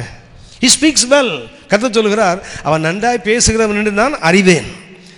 கர்த்தர் அவனை பேச சொல்லலை. நான் எப்போதுமே சொல்லுவேன், நிறைய பேருக்கு பிரச்சனை என்னென்னா, கர்த்தர் அழைச்சார்னு ஊழியத்துக்கு வந்துடுவாங்க, என்ன ஊழியம் தெரியாமல் முடிச்சுன்னு உட்காந்துருப்பாங்க. நான் என்ன சொல்லுவேன்னு சொன்னால், உனக்கு தெரியல, உனக்கு என்ன முடியுமோ அதை செய். ஒன்றுமே செய்யாமல் உட்கார்ந்துருந்தா என்ன ஆகும் தெரியுங்களா? அழைப்பை இழந்து ஒரு நாள் நம்பிக்கைட்டு வேற எங்கேயும் போயிடுவாள். அழைக்கப்பட்டால், நான் எப்போதுமே சொல்லுவேன், அழைக்கப்பட்டால் கர்த்தர் காரணத்தை சொல்லி தான் அழைப்பார். இதுக்காக ஒன்று அழைக்கிறேன். ஒருவேளை நம்ம சரியாக கவனிக்கலை, சரியாக அந்த சத்தம் நமக்கு புரியலைன்னு சொன்னால் என்ன பண்ண தெரியுங்களா? நமக்கு என்ன முடியுமோ அது செய்ய ஆரம்பிக்கணும். உங்களுக்கு நிறைய பேருக்கு அந்த அனுபவம் இருக்கும். நான் ஒரு கம்பெனியில் ஒர்க் பண்ணிகிட்டு இருக்கும்போது அந்த கம்பெனியில் ஒரு சின்ன பேசல், ஒரு 4 பேர் 5 பேர் ஜெபிப்போம். எங்கள் பாஸ்டர் சொல்லக்கூடிய மெசேஜை பேப்பரில் நோட் பண்ணி அவங்க நடுவில் போய் என்ன பண்ணுவோம், எங்கள் பாஸ்டர் இன்றைக்கி சண்டே சார் இப்படி சொன்னாங்க, புதன்கிழமை பைபிள் இப்படி சொன்னாருன்னு சொல்லி என்ன பண்ணுவேன், இதை சொல்லிட்டு இருப்பேன். கொஞ்ச நாளுக்கு அப்புறம் என்னென்னா அந்த கூட்டத்தில் ஒருத்தர் சொன்னார், என் குழந்தைக்கு பர்த்டே, வீட்டில் வந்து ஜெபம் பண்ணுறீங்களா? ஏன்னா அந்த வசனம் அவருக்கு, ஏன்னா ஏன் பாஸ்டர் கொடுத்த வசனம், அது பாஸ்டர் கொடுத்த செய்தி.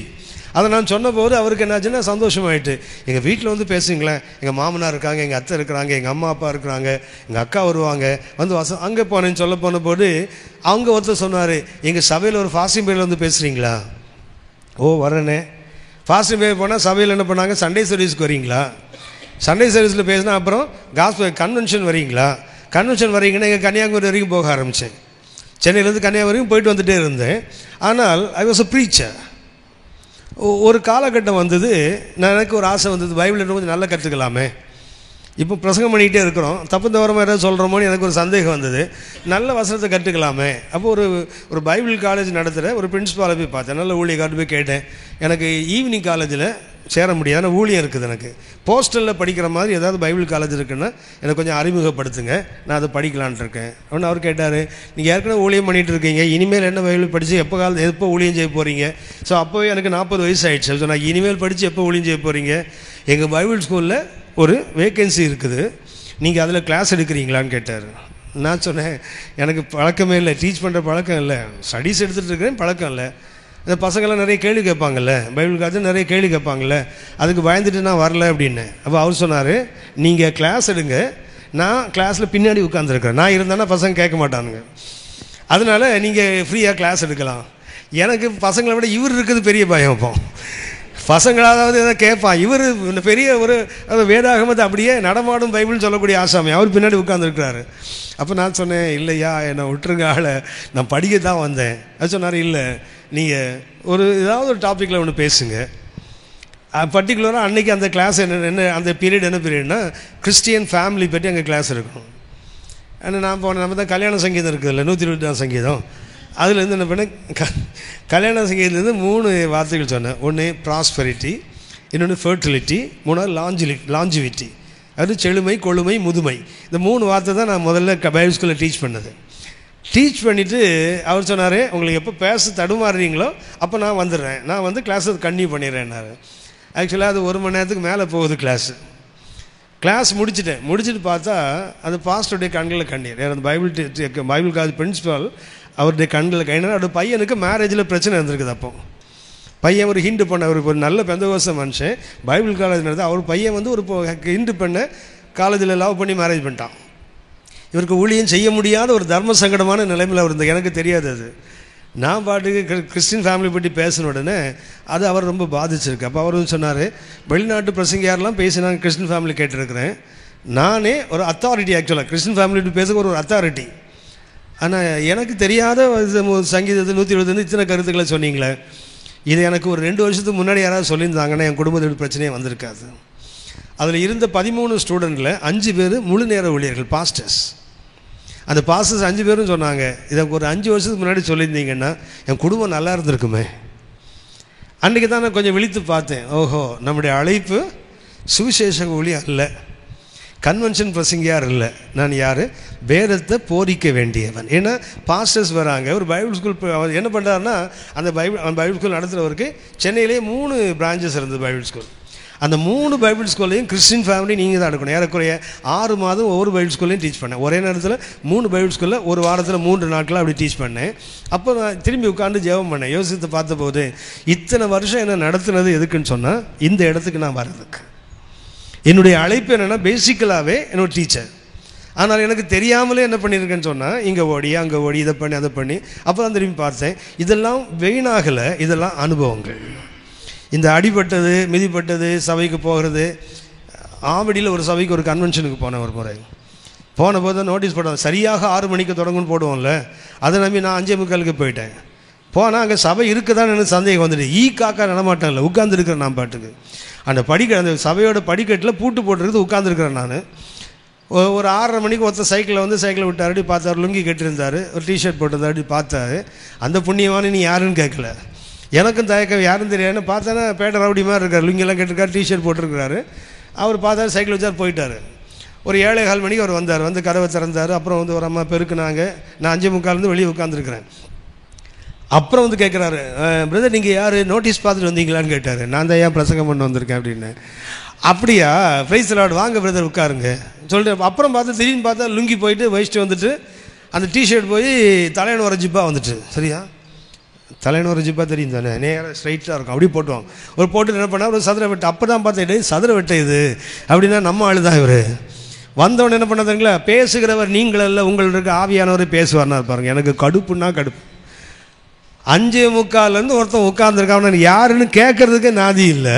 ஆனால் 7:15 சொல்கிறாரு, பேசுகிறவர் நீங்களெல்லாம் உங்களுக்கு இருக்கிற ஆவியானவரே.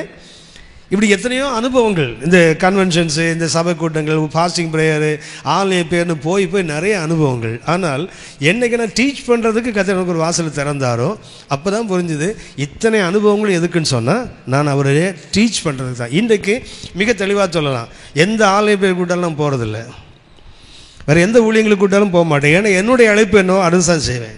அது சொல்லுவாங்க, தெருவில் வந்து பிரசங்கம் பண்ணுறேன், ஆனால் 1, 2, 3 தான் சொல்லிட்டு இருப்பேன். இதுதான் சொல்லுவேன். அப்படி சொல்லுவான், நல்லா வேறு அப்படிலாம் சொல்ல மாட்டேன். ஏன்னா எனக்கு வேதம் தான், வசனம் தான் தெரியும், இந்த வசனத்தை தான் சொல்லுவேன். என்னுடைய அழைப்பு அதுதான். என் அழைப்பு மீறி நான் போக முடியாது. இது யார் ஒன்று பார்த்தீங்கன்னு சொன்னால், அவன் எப்படிப்பட்டவன், அடிமையாக இருக்கிறான், ஆனால் அவன் என்ன பண்ணுறான், பேசிகிட்டே இருக்கிறான். அப்படின்னா அடிமை மக்கள் நடுவில் ஒன்று கொடுத்தனா நிச்சயமாக சொல்ல முடியும். அசோக் லேலனில் நான் ரட்சிக்கப்பட்டது 85, நான் விஆர்எஸ் வாங்கினது 2005. இந்த 20 ஆண்டுகளும் அந்த அசோக்கில் டீச் பண்ணியிருக்கேன். நான் எப்போதுமே சொல்லுவேன், ஒரு அங்கி போட்டேன் இல்லைன்னா ஒரு ஊழியக்காரன், முன்னேற ஊழியக்காரன் உள்ளே போக முடியாது. ஆனால் நான் போகிறத யாரும் தடுக்க முடியாது. என்ன கத்தர் அங்கே ஒரு மிஷினரியாக வைத்திருந்தார், நான் அங்கே தான் ஒழிச்சேன். நான் பிள்ளைகளுக்கு கூட சொல்லுவேன், ஸ்கூலுக்கு நீ போனேன்னா நீ அந்த ஸ்கூலுக்கு நீ தான் மிஷினரி, நீ தான் அந்த இடத்துக்கு வசனம் சொல்ல வேண்டிய நீ தான். நான் நிச்சயத்தை சந்தோஷத்தோடு சொல்ல முடியும். 20 ஆண்டுகளில் ஒரு நிமிஷத்துக்கு கூட எனக்கு கம்மல் எனக்கு லட்சராக கிடைச்ச நேரத்தை நான் வீணாக்கவே இல்லை. நிச்சயமாக சொல்ல முடியும். ஏன்னா கர்த்தர் என்ன நடத்தின பாதைகள் அது. இதுக்காக கர்த்தர் முன் நேரமாக அழைக்கட்டும் அப்புறம் வரேன்னு சொல்லி காத்திருக்க வேண்டிய அவசியம் இல்லை. நமக்கு என்ன முடியுமோ, நமக்கு என்ன பலம் இருக்குதோ, நீங்களான விசுவாசி ரட்சிக்கப்பட்டவர்கள், ஊழியத்துக்கு அழைப்பு இருக்குதோ இல்லையோ, நிறைய பேர் என்ன பண்ணுறான், கர்த்தர் இந்த ஊழியம் சொல்லட்டும் அதுக்கப்புறம் நான் ஊழியத்தை இதை செய்கிறேன். இல்லை, இன்றைக்கு உங்களுக்கு என்ன முடியுதோ அதை செய்வோம். பிரசங்கி சொல்கிறானே, உன் கைகளுக்கு நேரிடுறதோ அதை செய். ஏன்னா நீ போகிற இடத்துல என்ன கிடையாது, ஞானம் கல்வி வித்த ஒன்றும் கிடையாது. இங்கே என்ன முடியும், உன் கைகளுக்கு என்ன முடியுமோ அதை செய். ஒருவேளை நீங்களாலும் தப்பான இடத்த வழி ரூட்டில் போயிட்டு இருந்தால் கூட கர்த்தர் அடிக்க போகிறதில்ல. ஏன்னா நம்ம நோக்கம் நல்ல நோக்கம். என்னன்னு தெரியல, சும்மா உட்காந்துக்கு போல I am doing something for my Lord. எனக்கு இந்த ஃபாதர் பர்க்மன் பாட்டில் ரொம்ப பிடிக்கும். அதில் ஒரு பாட்டு ரொம்ப ரொம்ப பிடிக்கும். நிறைய பேருக்கு அதை பார்த்தாலே கிண்டல் அடிப்பாங்க. ஏதாவது ஏதாவது ஏதாவதுன்னு வார் தெரியுங்களா, எனக்கு ரொம்ப பிடிக்கும் அந்த பாட்டு. ஆனால் நிறைய பேர் கிண்டல் அடிப்பான் அந்த பாட்டுக்கு. ஏதாவது செய்யணும்ல, அது இதுதான் செய்யணுங்கிற ஒரு நிச்சயம் நமக்கு வரும் வரைக்கும் காத்திருக்கணும்னு அவசியம் இல்லை. இன்னைக்கு நம்ம கைகளுக்கு என்ன முடியுமோ, ஒரு ட்ராக்ஸ் கொடுக்கலாம்ல, ஒரு ஊழியக்காரனுக்கு ஜெபிக்கலாம்ல, பிரசங்கம் பண்ண ஒதுங்க பின்னாடி போய் நின்றுட்டு இருக்கலாம்ல, அவனை தாங்கலாம்ல, எத்தனையோ செய்ய முடியுமே. உட்காந்துட்டு எனக்கு கர்த்தர் வெளிப்பாடுன்னு வரல, நீ சாகிற வரைக்கும் வரலன்னு என்ன பண்ண, அப்படியே செத்து போயிடுவியா? நிறைய பேர் ஊழியத்தின் அழைப்பு தெரியாமலே ஓடிட்டு இருக்காங்க. என்னன்னா, they don't have a definite call. இந்த 3 இருந்துன்னு வச்சிங்களேன், நிச்சயமாய் அதாவது டைரக்ட் ஆடிபிள் விசிபிள் சொன்னேன், இது இருந்தால் no it must be beyond doubt. ஒருவேளை எனக்கு சரியாது இல்லைன்னா என்ன செய்யணும், அதுக்காக காத்திருந்து காலத்தை வீணாக்க வேண்டாம். என்ன செய்யணும்னு சொன்னால், கர்த்தருக்கு நம்மளால் என்ன முடியுமோ, அடிமையாக இருக்கிறான் ஆரோன், அவன் என்ன பண்ணுறான், ஹி ஸ்பீக்ஸ் வெல் என்று கர்த்தர் சொல்லுகிறாரே. கர்த்தர் அவனுக்கு அழைப்பை கொடுக்கல, கர்த்தர் அவனுக்கு கிருபையை கொடுத்தான்னு பைபிளில் போடுறான். என்ன பண்ணுறான், அவன் பேசிகிட்டே இருக்கிறான். எதை பேசுகிறான், அடிமை நாட்டில் அடிபட்டு புலம்பிக் கொண்டிருக்கிற மக்கள் என்ன பேச முடியும், உனக்கு ஒரு ஆறுதல் உண்டு, உனக்கு ஒரு விடுதலை உண்டு, நாம் சொந்த தேசம் ஒன்று இருக்குது, நாம் அங்கே போவோம் என்று தான் அவன் பேசி கொண்டிருக்கிறான்.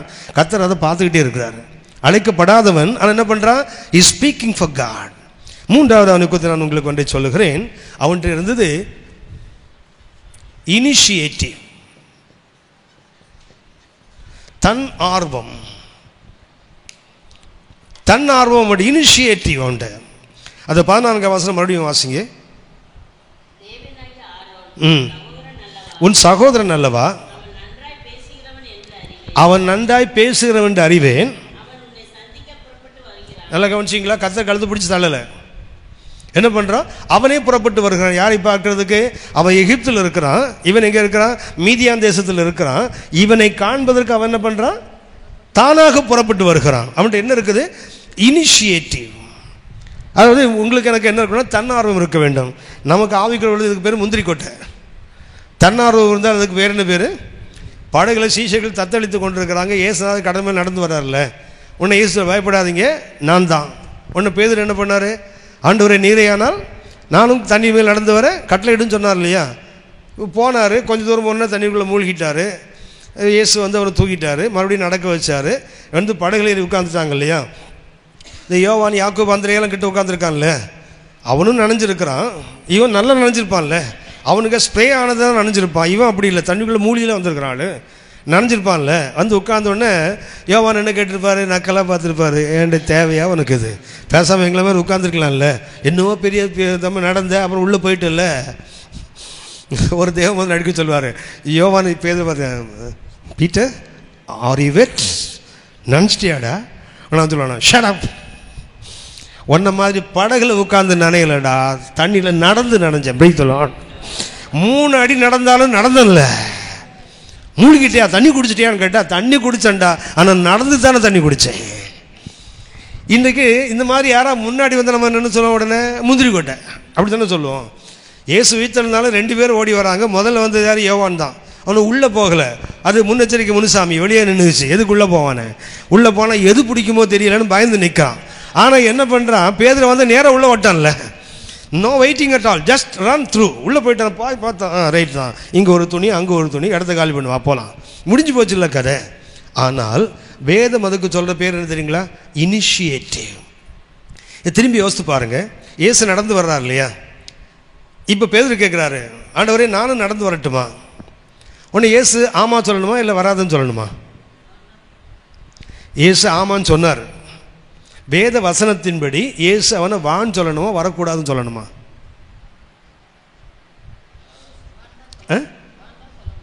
வராதுன்னு சொல்லணும். வாசிங்க யோபு 9ஆம் அதிகாரம் 8ஆம் வசனம் வாசிங்க. யோபு 9:8. அவர் ஒருவரே வானங்களை விரித்து சமுத்திர அலைகளின் மேல். யார்? ஒருத்தர் தான், காட் ஒன்லி. தண்ணீர் மேலே நடக்கணும்னா யார் தான் நடக்கணும்? அவர் தான் நடக்கணும். இப்போ நடந்து வராரு. நம்ம ஆளு கேட்குறான், ஆண்டவரே நானும் வரட்டுமா? இவன் வந்தான்னா அந்த வசனம் காலி ஆகிடும். அவர் ஒருவரே சொல்ல முடியாதுல்ல இப்போ. ஹலோ, ஆமாவா? வசனம் என்ன சொல்லுது? அவர் ஒருவரே வானங்களை விரித்து சமுத்திர, அவர் ஒருத்தர் தான் நடக்க முடியும். இப்போ பீட்டர் என்ன பண்ணுறாரு? Is asking something against the word of God. ஆண்டவரே நீர் என்ன நானும் வரட்டுமா? யோசுக்கு ஒரு டயலமா, வர சொல்லலாமா கூடாதா? No dilemma at all. திரும்பி பாருங்க. யாத்திராகம் 33ஆம் அதிகாரத்தில் மோசே கேட்குறாரு, ஆண்டவரே உங்கள் மகிமையை கொஞ்சம் காட்டுங்களேன். கர்த்தருக்கு ஒரு தர்ம சங்கடம். பார்த்தா செத்து போயிடாடா பாவி. என்ன சொல்ற? பார்த்தா நீ செத்து போயிடுவே. இவன் கேட்டுட்டான். அவருக்கு வந்துட்டு ஓன்னு கொடுக்க முடியாது. ஏன்? அப்படி மகிமையை கண்டு வரும்னு கர்த்தர் சொல்லுவார். என்ன பார்த்து ஒருத்தன் உயிரோடு இருக்கக்கூடாது. ஏடா கூடமா இப்படி கேட்டு தொலைக்கிறியே. சரி கேட்டுட்டேன், என்ன பண்ணு? என் மண்டையில் ஒரு கண்மலை இருக்குது, அதில் ஒரு பிளவு இருக்குது, அந்த உட்காந்துக்கோ, நான் கையை வச்சு மூடிக்கிறேன். ஒரு மாற்று வழி கண்டுபிடிக்கிறா பாருங்க பிதா. ஏன்? பார்த்தானே செத்து போயிடுவானே. அப்போ தேவனுடைய வசனத்துக்கு மாறாக ஒருவன் கேட்டால் Father God has a dilemma. என்ன பண்ணுறாரு? கொடுக்கலாமா வேணாமா? கொடுத்தா அவனுக்கு தான் ஆபத்து. ஸோ என்ன பண்ணுவோம்? அவனை உள்ள வச்சு மூடி கடந்து போகட்டும், பின்மகிமையை அவன் பார்க்கட்டும். ஆனால் இயேசுவுக்கு தயக்கமே கிடையாது. Praise the Lord. No dilemma at all. ஆண்டவரே நீரை நான் வரட்டுமா? என்ன பண்ணா வா, அவ்வளோதான். அடுத்த வார்த்தையே இல்லை. என்னடா இப்படி கேட்டு தொலைச்சிட்டிய, பைபிளே படித்தது இல்லையா நீ அப்படிலாம் கேட்கல பாருங்களேன். என்ன சொல்கிறாரு? வா, அவ்வளவுதான். ரெய்னார்ட் போங்கே வந்திருந்தாருங்களே சென்னைக்கு. ரெய்னார்ட் போங்கே ஞாபகம் இருக்கா? ரெய்னார்ட் போங்கே வந்தபோது ஏசிஏ சர்ச் இப்போ இருக்கிற இந்த மாதிரி பில்டிங் இல்லை, பெரிய வாலிலோ ஷெட் இருந்தது. அதே இடத்துல பெரிய வாலி ஷெட். அதில் காலையில் பாஸ்டர்ஸுக்கு செமினார் நடத்துனாங்க. அதில் ஒரே ஒரு நாள் கம்பெனியில் ஒர்க் பண்ணிட்டு இருந்தேன். லீவ் போட்டு ஒரு நாள் போனேன். போனபோது அங்கே பாஸ்டர் பிரதாப் சிங் வந்து டிரான்ஸ்லேட் பண்ணுறாங்க. உங்களுக்கு தான் தெரியுமே. அவர் என்ன சொன்னார்னா, பேதுரு கேட்குறான், ஆண்டவரே தண்ணி மேலே நடந்து வரட்டுமா? உடனே சொன்னார் கம். உடனே நம்மளால் என்ன சொல்லுவார்? வா, கம், வா, கம், வா. ஒன்று பண்ண அவன் பேதர் எது மாதிரி நடந்தானா, அந்த வான்னு சொன்னார் பார்த்தீங்களா, அவன் தண்ணீரில் நடக்கலை, அந்த வார்த்தையில் தான் நடந்தானா. அவன் சொல்லி சொன்னார். பேதர் எப்படி இருந்தானா? வா வா வா. அவனுக்கு வா வரல. என்ன பண்ணிட்டான்? வா வா வா. என்ன பண்ணுறான்? பேதர் எதில் நடந்தாராம்? தண்ணீரில் நடக்கலை, இயேசு வா என்று சொன்னார், அந்த வார்த்தையில் நடந்தான் அப்படின்னாரு. யோசித்து பாருங்க, இயேசுவுக்கு எந்த தயக்கமும் இல்லை, வசனத்துக்கு முரண்பாடாக கேட்குறான். ஆனாலும் என்ன பண்ணுறாரு கர்த்தர்? அவனுக்கு வாப்பா, ஒன்றும் கஷ்டமே இல்லை. அப்படியானால் ஏன் தெரியுங்களா? அந்த இனிஷியேட்டிவ். இயேசு எதை பார்த்தார்? அந்த தன்னார்வத்தை பார்த்து தான் என்ன பண்ணார்? வசனத்துக்கு முரண்பாடாக இருந்தாலும் பரவாயில்லப்பா, நீ வாப்பா. நான்காவது ஒன்றை சுட்டி காட்டுகிறேன், இவனுடைய வாழ்க்கை முக்கியமானது. 27ஆம் வசனம், 27ஆம் வசனம், 27 14 மன்னிக்கணும் 4:27. யாத்திராகமம் 4:27. யாத்திராகமம்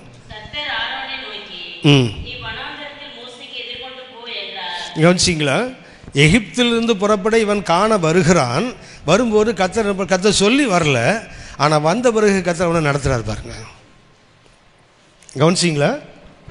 4:14 கதை சொல்ல, அவன் உன்னை காண புறப்பட்டு வருகிறான். புறப்பட்டது யாரு? ஆரோன்ட்டு அந்த இனிஷியேட்டிவ் இருந்தது. அவன் வரும்போது கர்த்தர் என்ன பண்ணுறார்? அவன் எங்கே இருக்கிறான்னு இவனுக்கு டைரக்ட் பண்ணுறார் பாருங்க. நீங்களும் நானும் இந்த அழைப்பு மிக முக்கியமான அழைப்பு. என்ன பண்ணுறான்?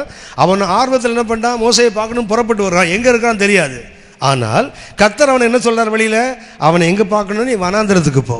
அப்போ நீங்களும் நானும் ஒரு அந்த தன் ஆர்வத்தோடு புறப்பட்டால் ஒரு நாளும் தப்பாக போயிட மாட்டோம். கர்த்தர் என்ன பண்ணுவாதுங்களா? சரியான வழியிலே நடத்துகிறார். சொல்ல போனால் அக்கார்டிங் டு காட்ஸ் கமாண்ட். அடுத்தது என்ன? அவன் எப்படி நடக்கிறான்? கர்த்தருடைய வார்த்தையின்படி வருகிறான். According to God's command. 14ஆம் வசனம் வாசிங்க. யாத்திராகமம் 4:14.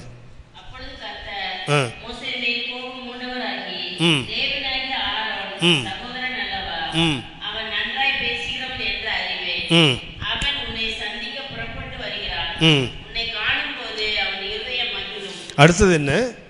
Fellowships joy. அதாவது ஜாய் ஆஃப் த ஃபெலோஷிப், ஐக்கியத்தினுடைய மகிழ்ச்சி. ஆரோனுக்கு மோசையை பார்த்தோன்னு என்ன உண்டாகும்? மனசில் என்ன உண்டாகும்? ஒரு சந்தோஷமாகும். இன்றைக்கி அநேகருக்கு இன்னொரு ஊழியக்காரனை பார்த்தா உள்ளே வருது எரிச்சல் தான் வருது. ஒரு ஊழியக்காரனை பார்த்தா ஒரு முறை 2 ஊழியர்கள் பேசிகிட்டு இருக்கிறாங்க. பேசிகிட்டு இருக்கும்போது தெரியுமே, 2 ஊழியக்காரன் சேர்ந்தால் இன்னொரு ஊழியக்காரன் மண்டையை உருட்டுவாங்க. ஒருத்தர் பேசுகிறாரு, இன்னொருத்தர் கம்ப்ளைண்ட் பண்ணுறாரு. இந்த ஊழியக்காரருக்கு தர்ம சங்கடம், அதை கட் பண்ணவும் முடியலை, என்ன பண்ணுறதுன்னு தெரியல. வந்தவர் என்ன பண்ணுறாரு? இவர்கிட்ட நிறைய அந்த ஊழியக்காரனை பார்த்து இப்படி பண்ணிட்டார், அப்படி பண்ண எல்லாம் ஒரு ஊழியக்காரன் அப்படி பண்ணுறான் சொல்லும்போது இந்த ஊழியக்காரர் தவிக்கிறாரு. இவர் எப்படி கட் பண்ணுறதுன்னு தெரியல. பேசிகிட்டே இருக்கும்போது யாரை பற்றி பேசுகிறாரோ அவர் வந்துட்டார். வந்த உடனே இந்த ஊழியக்காரர் பார்த்தாரு, இவன் இப்போ என்ன பண்ணலாம், இப்போ அவனை பற்றி தான் கம்ப்ளைண்ட் பண்ணிகிட்டு இருக்கிறான். இவர் என்ன சொல்கிறான் பார்க்கலாம். வந்தோடனே, தோத்திரம் பிரதர், உங்களை பற்றி தான் பேசிகிட்டு இருந்தோம், கடைசி வரைக்கும் என்ன சொன்னான்னு சொல்லவே இல்லையா? உங்களை பற்றி பேசணும்னு சொன்னானே தவிர என்ன பேசணும்னு சொல்லணும்ல. இது சங்கீதம் 133 இருக்குது தெரியுங்களா? இதோ சகோதரர் ஒருமித்து வாசம் செய்வது எத்தனை வெறுப்பும் எத்தனை கோபமும் எத்தனை சண்டையுமா இருக்கிறது. அப்படி தான் பைபிளில் இருக்குது. அது ஆரோன் யாரை பயன்படுத்தலாம் பாருங்கள் அந்த ஃபெலோஷிப்புக்கு. ஆரோன் சிரசில் ஊட்டப்பட்டு அவன் தாடி வழியாக வெளிந்த ஆசிடை போல் இருக்கிறது. இந்த அபிஷேக தைலமாக இல்லை நிறைய பேருக்கு. ஆமாம், அங்கி எல்லாத்தையும் என்ன பண்ணுது? அரிக்கக்கூடிய ஆசிடாக தான் இன்றைக்கி இருக்குது. ஆனால் ஒரு சகோதரனை பார்க்கும்போது அவன் உள்ள என்ன செய்தான்? மகிழ்ன்னு சொன்னார் இல்லையா? ஆரோனுடைய அழைப்பின் 5 பகுதிகள். ஒன்று, ஒன் ஹூ யுனைட்ஸ், இணைக்கிறவன். 2வது, நன்றாக பேசுகிறவன். 3வது, தன்னார்வம் உள்ளவன். 4வது, தேவனுடைய வார்த்தையின்படி நடத்தப்படுகிறவன். 5வது, ஐக்கியத்தில் ஆனந்தம் கொள்ளுகிறவன். ஜெபம் பண்ணலாமா? இந்த ஆபிரகாமுடைய அழைப்பில் நாம் முக்கியமாக கற்றுக்கொள்ள வேண்டியது என்னன்னு சொன்னால் இந்த 3 வார்த்தைகள். ஒன்று, இட் வாஸ் டைரக்ட், நேரடியாக கர்த்தர் அழைக்கிறார். 2வது, அவன் காதுகள் கேட்க. 3வது, அவன் தரிசித்து, விசிபிள். இந்த 3 இருந்தால் கண்டிப்பாக நீங்களும் நானும் எந்த காலத்திலும். நான் இன்றைக்கி உங்கள்ட்ட என்ன வசனத்தை பேசி நிற்கிறேன்னு சொன்னால், இது கர்த்தர் எனக்கு எங்கள் பாஸ்டரை கொண்டு போட்ட பிச்சை. அது பாஸ்டர் கொண்டு டீச் பண்ணான்னு சொல்ல மாட்டேன், ஒரு பிச்சைக்கார மாதிரி அவர் காலுக்கள் உட்காந்துருப்பேன். அவர் பேசும்போது சண்டே ஸ்கூல் பிள்ளைங்க முன்னாடி உட்காந்து பார்த்துறீங்களா? ஏன்னா நான் 33 வயசில் தான் ரட்சிக்கப்பட்டேன். அந்த பிள்ளைங்க 3 வயசில் சொல்லுது கர்த்தரின் மேய்ப்பராக இருக்கான. 33 வயசில் அந்த வசனத்தை கற்றுட்டு இருக்கிறேன். 30 வருஷம் ஜூனியர் தான்.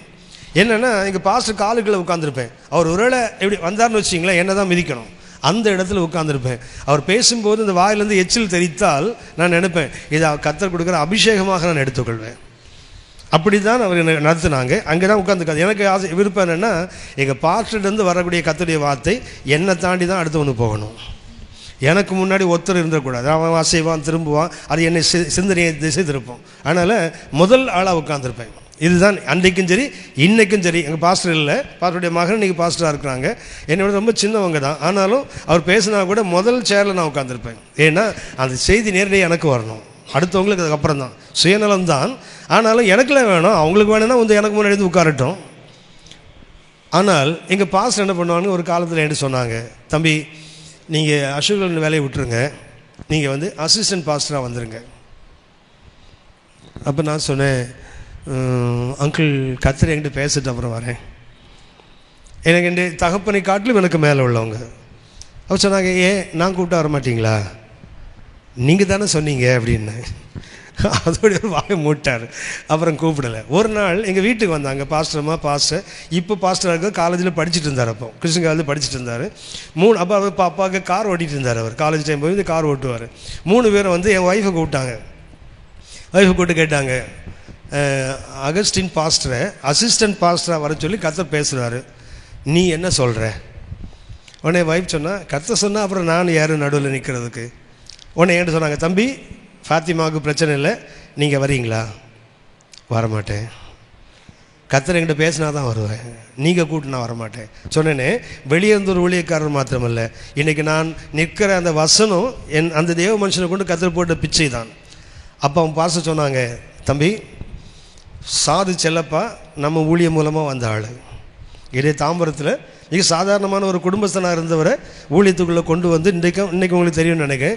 சாது செல்லப்பா சில மெசேஜில் அந்த பேரை எங்கள் பாஸ்டர் பேரை பயன்படுத்துவார். அவர் மூலமாக தான் அந்த ஊழியத்துக்கு வந்து என்று அடிக்கடி சொல்லுவார். அவர் சொன்னாங்க, சாது செல்லப்பாவை போல் உங்களையும் ஒரு ஊழியக்காரனாக கற்று மாற்ற விரும்புகிறாரு. நான் பேசாமல் இருந்தேன். அடுத்தது சொன்னாங்க, பல்லாவரத்தில் பாஸ்டர் ஸ்டீஃபன் இருந்தாங்க இல்லையா, ஏசிஹெச் ஸ்டீஃபன், அவங்க ஏர்ஃபோர்ஸ்லேருந்து வெளியே வந்தபோது எங்கள் பாஸ்டர் தான் நேரடியாக அவங்களை நடத்திருக்காங்க, ஊழியத்தில் நடத்திருக்காங்க. அப்போ சொன்னாங்க, அவர் மாதிரி ஒரு ஊழியக்காரன் ஒன்று மாற்ற கற்று விரும்புகிறார். நான் சொன்னேன், எனக்கு ஆசையாக தான் இருக்குது, ஆனால் நீங்கள் கூப்பிட்டு நான் வரமாட்டேன், கற்று கூப்பிட்டு தான் வருவேன். அப்போ சொன்னாங்க, நான் கன்வென்ஷன்ஸ் வெளியூர் போகிறேன்ல, அப்போ என் கூட வாங்க, நான் ஒரு மெசேஜ் பேசுகிறேன், நீங்கள் ஒன்று பேசுங்கன்னாரு. நான் வரமாட்டேன், கர்த்தர் என்ன கூப்பிட்டா வருவேன்னு. அது சொன்னார், எப்போ நீங்கள் மாறுவீங்கன்னு கேட்டார். கர்த்தர் கூப்பிட்டா மாறுவேன் அப்படின்னு. இன்றைக்கு வரைக்கும் நான் அதில் உண்மையாக இருக்கிறேன். எந்த மனுஷன் கூட நான் எந்த ஊழியத்துக்கும் போக மாட்டேன், கர்த்தர் அனுப்பினால். அதனால தான் இந்த 27 ஆண்டுகள் ஆகுது அந்த ஊழியத்துக்கு வந்து. இந்த 27 ஆண்டுகளும் என்னுடைய அழைப்பில் தான் கொஞ்சம் கூட அப்படி இப்படி பெறலவே இல்லை. காரணம் என்னவென்றால், I have a direct call from God. எத்தனையோ தேவ மனிதர்களுக்கும் எங்கள் பாஸ்டரை விட எனக்கு இயேசுநாதருக்கு அடுத்தது எங்கள் பாஸ்டர் தான். எனக்கு அன்றைக்கும் இன்றைக்கும் சரி எங்கள் பாஸ்டர்னா அடுத்த வார்த்தை எனக்கு எப்போதுமே இல்லை. ஏன்னா அவர் மூலமாக தான் நான் இன்றைக்கி நின்றுட்டு இருக்கேன்னு சொன்னால் காரணம் அப்படிப்பட்ட பரிசுத்தவானுடைய அர்ப்பணிப்பும் அவங்க நடத்தின விதமும் தான். ஒரு முறை என்னால் ஒரு மெசேஜ் ரெடி பண்ணவே முடியலை. பொதுவாக கொஞ்சம் எதிர்பார்ப்பு உள்ள இடங்களுக்கு போகணுன்னு வச்சிங்களேன், இதை சொல்லவா அது சொல்லவா இதை பண்ணுவா, ஒரு மாதிரி மிரட்சி இருக்கும். ஒரு முறை எங்கள் பாஸ்டர்கிட்ட போய் கேட்டேன், அங்கிள் எனக்கு மெசேஜை ப்ரிப்பேர் பண்ண முடியல, ஒரு மாதிரி அதை நினைக்கும் போது ஒரு நிறைய எக்ஸ்பெக்டேஷன் இருக்குது அந்த இடத்துல, நல்லா படித்தவங்க இருக்காங்க, நல்ல வசனம் தெரிஞ்சவங்க இருக்காங்க, எனக்கு பயமாக இருக்குது. அப்போ எங்கள் பாஸ்டர் சொன்னாங்க, தம்பி don't prepare the message, prepare your செல்ஸ்னார். செய்தியை ஆயத்தம் பண்ணாத, ஒன்றை ஆயத்தம் பண்ணால் கர்த்தர் செய்தி கொடுத்துருவார். அது இன்றைக்கு வரைக்கும் நான் இந்த வாழ்க்கையில் அடிப்படையாக வைத்திருக்கிறேன். எந்த இடத்துக்கும் நான் செய்தியை ஆயத்தம் பண்ணுறதில்லை, என்ன ஆயத்தம் பண்ணுவேன். ஏன்னா ஒரு அருமையான தேவ மனுஷனை கொண்டு கர்த்தர் கொடுத்த அடிப்படையான அந்த வார்த்தை இன்றைக்கு வரை அதில் நிற்கிறேன். காரணம் என்ன தெரியுங்களா? அழைப்பு கர்த்தருடையது. இந்த அழைப்பில் நீங்கள் நான் நினைத்து நிற்போமானால், ஏன் நான் பார்க்குறேன், இப்போ நிறைய ஊழியங்களில் பார்க்குறேன், இவாஞ்சலிஸ்ட்டில் ஆரம்பித்து பாஸ்டராக மாறிடுவாங்க. கேட்டால் என்ன சொல்லுவாங்கன்னா, அப்போ கர்த்தர் அப்போ கூப்பிட்டாரு, இப்போ இப்படி மாற்றிட்டாரு. ஒன்றும் கவனிங்க, சபைகள் நடத்துவது எல்லாராலையும் முடியாது. பாஸ்டல் மினிஸ்ட்ரிங்கிறது வந்து பவுல் சொல்லுவார் தெரியுங்களா, துடைத்து போடுகிற அழுக்கான கந்தென்றா தெரியுங்களா, அதை விட மோசமானது. எத்தனை நன்மைகளை நீங்கள் மற்றவங்களுக்கு செய்தாலும் கடைசியில் உங்களை கால் போட்டு மிதிக்கிறது அவனை தான் இருப்பான். உங்கள்ட்ட எவ்வளோ அதிகமான நன்மைகளை பெற்றாங்களோ அவங்கள தான் உங்களை அதிகமாக வேதனைப்படுத்துவாங்க. அதனால் இது சாதாரணமான ஒரு அழைப்பில் நிற்க முடியாது.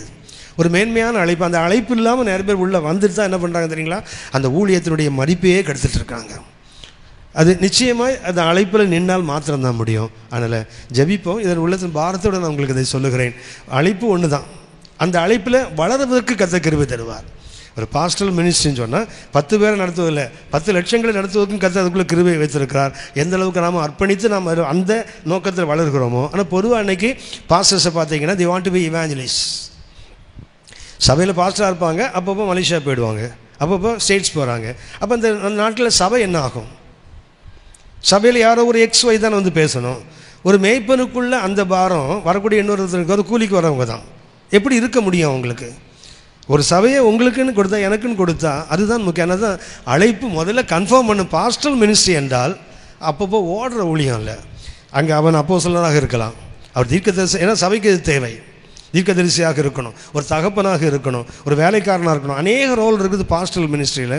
அதனால் போதகர்களாக இருக்கிறதுனால இன்னும் கொஞ்சம் உங்கள் ஊழியத்தில் ஸ்டிக் ஆன் பண்ணிங்கன்னா உங்கள் ஊழியம் கண்டிப்பாக வளரும். உங்கள் கிருபைகள் இன்னும் பெருகும். ஜெபம் பண்ணலாமா? உங்கள் கிருபைகள் இன்னும் பெருகும். ஜெபம் பண்ணலாமா? உங்கள் கிருபைகள் இன்னும் பெருகும். ஜெபம் பண்ணலாமா? உங்கள் கிருபைகள் இன்னும் பெருகும். ஜெபம் பண்ணலாமா? உங்கள் கிருபைகள் இன்னும்